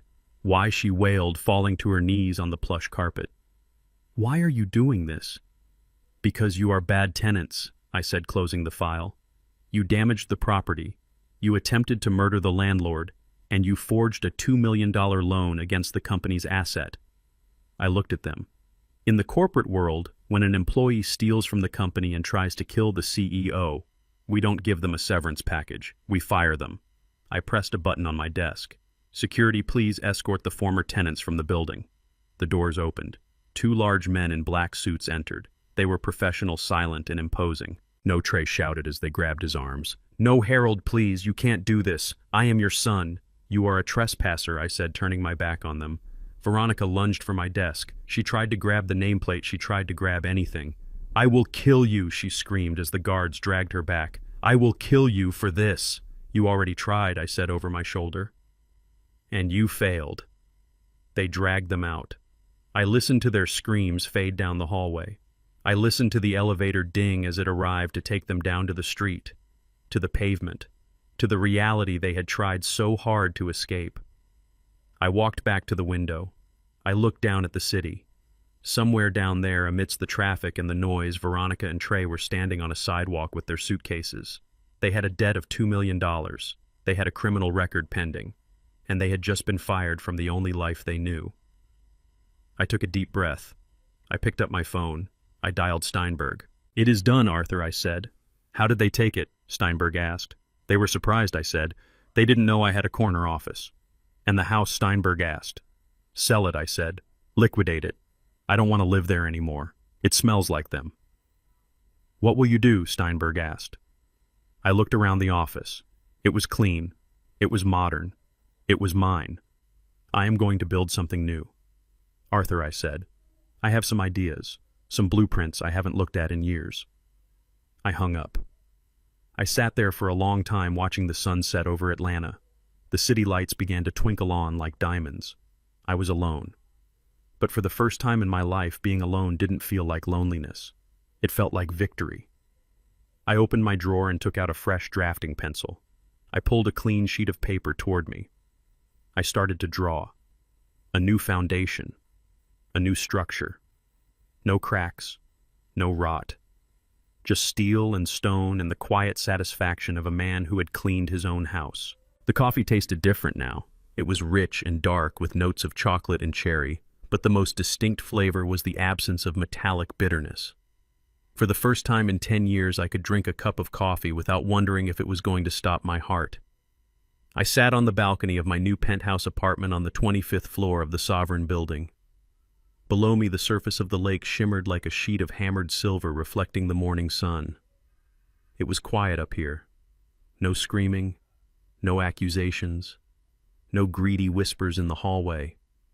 Just the wind and the distant hum of the city I had helped build. It had been 30 days since the eviction. 30 days since I watched the empire of lies Veronica and Trey had built crumble into dust. In that time, I had not been idle. I had liquidated the estate, selling the house to a developer who planned to tear it down and build condos. I didn't care. The memories in that wood and stone had been poisoned. I wanted a fresh start. I wanted steel and glass and a view of the horizon. My phone buzzed on the glass table. It was Arthur Steinberg. I picked it up and put it on speaker. "Good morning," Harold Steinberg said, his voice chipper. "I have the update from the district attorney. You are going to like this." "Tell me, Arthur," I said, taking a sip of my safe coffee. "Amber flipped," Steinberg said. "She didn't just sing Harold, she composed an entire opera. She walked into the DA's office with her lawyer and laid everything out. She gave them the dates Veronica ordered the foxglove. She gave them the text messages where Trey complained about the cost of the poison. She even handed over a video she took of Veronica mixing the tea one night. Apparently she was keeping it as insurance in case Veronica ever tried to cut her out." I shook my head, looking out at the water. "There is no honor among thieves, Arthur." "None at all." Steinberg agreed. "But here is the kicker. Based on Amber's testimony, they got a warrant for a hair follicle test on you. The samples we took at the hospital. The lab results came back this morning. Positive for chronic digitalis exposure over a period of 6 months. So it is official," I said. "It is official," Steinberg said. "They arrested Veronica an hour ago. They picked her up at a motel on the outskirts of town where she was hiding. She was trying to pawn her wedding ring, but nobody would take it because it was flagged as stolen property. She is being charged with attempted murder, first-degree fraud, and conspiracy. With the hair test and Amber's testimony, she is looking at 20 years minimum. No bail." "And Trey?" I asked. Steinberg paused. "Trey is a different story. Amber painted him as a reluctant accomplice, stupid but manipulated. He is facing charges for the fraud and the theft, but since he signed your confession and accepted the debt, the DA is going easy on the jail time. He is out on probation. But Harold, he is drowning. The bank is garnishing 80% of his wages. He is working 3 jobs just to pay the interest. I know, I said. I have been tracking the payments. They are small, but they are regular. He wants to see you, Steinberg said. I know, I said again. He is downstairs in the lobby. The concierge just buzzed me. Do you want me to send security? Steinberg asked. No, Arthur. Let him come up. I have one last thing to give him. I hung up. I waited. 10 minutes later, the doorbell rang.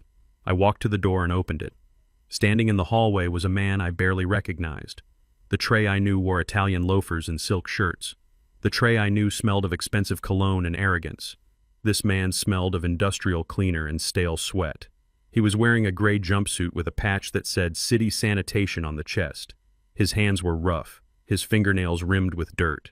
He looked thin. His eyes were sunken deep into his skull, dark circles bruising the skin beneath them. Hello, Trey, I said. He didn't look me in the eye. He looked at his boots, which were scuffed and worn. Mr. Banks, he whispered. He didn't call me Harold. He didn't call me Dad. He knew he had lost that privilege. Come in, I said, stepping aside. But leave your boots by the door. I just had the floors polished. He took off his boots, his hands shaking. He walked into the living room, his socks leaving faint, dusty prints on the marble. He looked around at the art on the walls, the sleek modern furniture, the view of the lake. It was a paradise he had once thought belonged to him by right. Now he was just a visitor. Sit, I said, pointing to a wooden stool at the kitchen island. Not the couch. The stool. He sat down, keeping his hands in his lap. I heard about your mother, I said, leaning against the counter. Yeah, he croaked. I saw it on the news. They showed her in handcuffs. She looked old. Justice ages people, Trey, I said. Especially when you have spent your life running from it. He looked up at me then. His eyes were filled with tears. Real tears this time. Not the crocodile tears he used to shed to get a new car. These were the tears of a man who was hungry and tired. I am starving, Mr. Banks, he said, his voice cracking. I haven't eaten a real meal in 2 days. The bank takes everything. I make $12 an hour cleaning the subway station. After the garnishment, I have $50 a week to live on. My rent for the room I rent is $40. I have $10 for food. $10. He wiped his nose with his sleeve. Please, he begged. I know I messed up. I know I was awful. But I am starving. Can you loan me $20? Just for a burger. I will pay you back. I swear. I looked at him. I looked at the boy who used to order lobster at the country club and complain if it was tough. I looked at the boy who had stolen my watches to buy bottle service. Hunger is a powerful teacher, isn't it, Trey? I asked. Yes, he sobbed. It hurts. My stomach hurts all the time. I walked over to the counter. I picked up an apple from the fruit bowl. I slid it across the marble. Eat, I said. He grabbed the apple and bit into it like a wild animal. Juice ran down his chin. He devoured it in seconds, core and all. Thank you, he gasped. Thank you. I watched him eat. I didn't feel pity. I felt a grim satisfaction. Not because he was suffering, but because he was finally understanding the value of $1. I reached into my drawer. I have something for you, Trey, I said. His eyes lit up. He thought I was reaching for my wallet. He thought I was going to pull out a stack of hundreds like I used to. He leaned forward, hope flaring in his eyes. I pulled out a single piece of paper. I placed it on the counter in front of him. What is this? He asked, staring at it. It is an application, I said. He read the header. Banks Construction Group, Labor Division. I called the foreman at my old site downtown, I said. They are pouring concrete for the new foundation next week. It is hard work, Trey. It is 12 hours a day carrying bags of cement, mixing slurry, hauling rebar. It destroys your back. It blisters your hands. It makes you sweat until you can't sweat anymore. I tapped the paper. But it pays $25 an hour. And because I own the company, I can defer the garnishment on the first $500 of your paycheck. That means you get to keep enough to eat, enough to rent a better room. Trey looked at the paper. He looked at me. You want me to work construction? He asked. Manual labor. You are already doing manual labor, I pointed out, looking at his jumpsuit. But you are doing it for minimum wage because you have no skills. This is a trade, Trey. If you work hard, if you show up on time, if you learn how to mix the concrete right, you can become a foreman in 5 years. You can make a living. An honest living. He touched the paper. But can't you just give me some cash? He whispered. You have millions, Harold. $20 is nothing to you. It is everything, Trey, I said, my voice hardening. If I give you $20 you eat for a day, then you come back tomorrow. You become a beggar. I am not raising a beggar. I tried to raise a son, but you chose to be a parasite. Now I am offering you the chance to be a man. I walked around the counter and stood in front of him. You want to eat? I asked. Yes, he nodded. Then you work, I said. You roll up your sleeves. You sweat. You earn it. That apple you just ate cost me 50 cents. I earned that 50 cents by designing buildings that don't fall down. How are you going to earn your next apple? He looked at the application. He looked at his dirty hands. He realized that the bank of Harold Banks was closed forever. There would be no more handouts, no more bailouts, no more shortcuts. He picked up the pen I had placed next to the paper. His hand shook as he wrote his name. Trey Robinson. He filled out the rest. Address a motel on 4th Street. Previous employment none. Education high school. He signed the bottom. He handed it to me. When do I start? He asked, his voice low. Monday morning, I said, taking the paper. 6 a.m. sharp. Don't be late. My foreman doesn't tolerate lateness.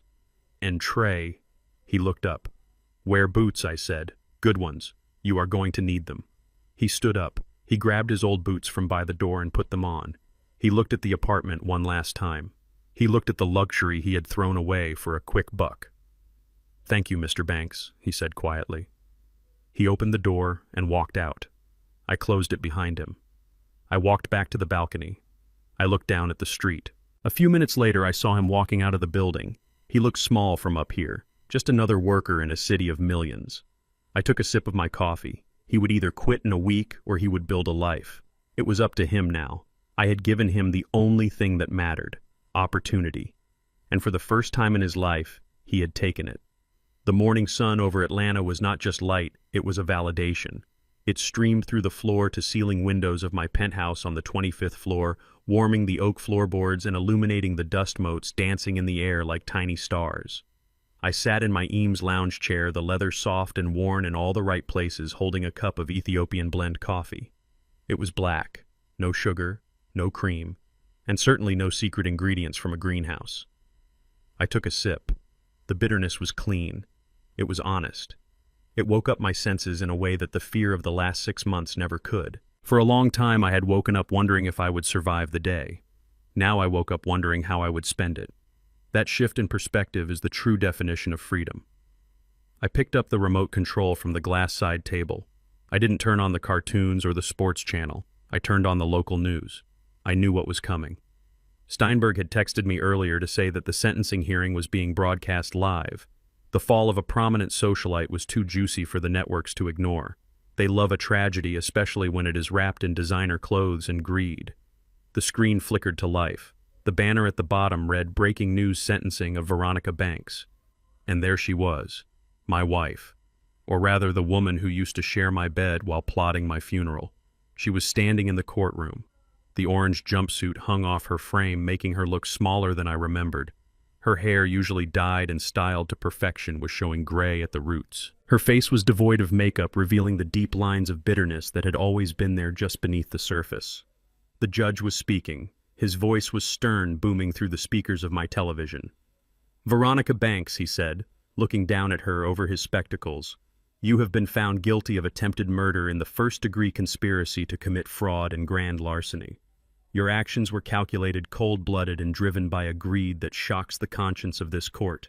You betrayed the trust of a husband who provided you with a life of privilege. You sought to shorten his life to extend your bank account." I watched Veronica's face. She didn't cry. She didn't look remorseful. She looked angry. She was glaring at the prosecutor as if he were the one who had poisoned the tea. She still didn't get it. She still thought she was the victim of a cruel universe that had denied her what she deserved. The judge banged his gavel. "I sentence you to 20 years in a federal correctional facility without the possibility of parole for 15 years. You are remanded to custody immediately." The bailiff moved in. He cuffed her hands behind her back. For a split second, she looked directly at the camera. Her eyes met mine through the screen. There was no love there, no regret, just the hollow stare of a predator who realizes the cage door has been locked. I took another sip of coffee. 20 years. She would be 62 when she got out. The prime of her life wasted in a concrete box. She had wanted a secure future. She had wanted a home where the bills were paid and the meals were provided. Well, she got it. The state of Georgia was now her provider. I changed the channel. I didn't need to see her walk out. I had seen enough. I stood up and walked to the balcony. The wind was brisk, whipping my robe around my legs. I looked down at the city. Somewhere down there in the labyrinth of streets Trey was working. It was Monday morning. He would be at the site by now. I imagined him pulling on those heavy boots. I imagined him lifting a bag of cement, his muscles screaming, his hands blistering. I imagined him realizing that the sweat running down his back was the only currency that mattered. I didn't hate Trey. Not really. Hate requires energy, and I was done wasting energy on parasites. I pitied him. He had been molded by a mother who taught him that the world owed him a living. Now the world was teaching him a different lesson. A harder lesson. But a necessary one. If he survived the construction site, if he learned to show up and do the work, he might actually become a man. It was a long shot, but it was more of a chance than he would have had living in my guest room waiting for me to die. I walked back inside and went to my drafting table. It was set up in the corner of the living room, bathed in natural light. A fresh sheet of vellum was taped to the surface. My pencils were sharpened to needle points lined up in a row. For years I had stopped designing. I had let Veronica convince me that I was retired, that I was too old, that my hands shook too much. She had wanted me dormant. She had wanted me to be a statue in my own life. But the shaking had stopped the day she left. I picked up a pencil. I felt the weight of it. Familiar. Comforting. I started to draw. A line, straight and true, then another, an intersection, a foundation. I wasn't designing a skyscraper this time. I was designing a community center for the neighborhood I grew up in, a place with a library, a gym, and a safe garden where old men could drink tea without fear. I was going to build it with my own money, the money they tried to steal, the money they thought was theirs. It would be my legacy. Not a trust fund for ungrateful heirs, but a structure that would shelter people who actually needed it. I worked for hours. The silence of the apartment was not empty. It was full of potential. It was the silence of a blank page waiting for a story. Around noon, I put down my pencil. I stretched my back. I felt strong. My heart, the heart they said was failing, beat with a steady, powerful rhythm. Thump, thump, thump. I walked to the kitchen to refill my cup. I caught my reflection in the black marble of the counter. I saw an old man, yes. My hair was white, my face was lined. But I didn't see a victim. I saw a survivor. I saw a general who had won the war without firing a single shot.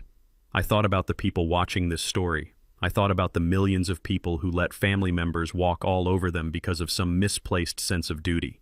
I thought about the parents who enable their children and the spouses who ignore the red flags because they are afraid of being alone. I wanted to tell them something. I wanted to shake them and say, wake up. Look at the tea. Look at the bank accounts. Look at the smiles that don't reach the eyes. I sat down at the island and looked directly at you. Trust is a currency, and once you counterfeit it, you lose all value. I spent years building a fortune, but my biggest investment was observing the people closest to me. They mistook my silence for blindness and my generosity for weakness. You can't buy loyalty, but you can certainly pay for the removal of disloyalty. In the end, they didn't just lose my money, they lost the only person who actually cared about them. Never let the parasites convince you that you need them to survive. If you enjoyed this story of justice and resilience, please hit that like button and subscribe to the channel for more stories like this.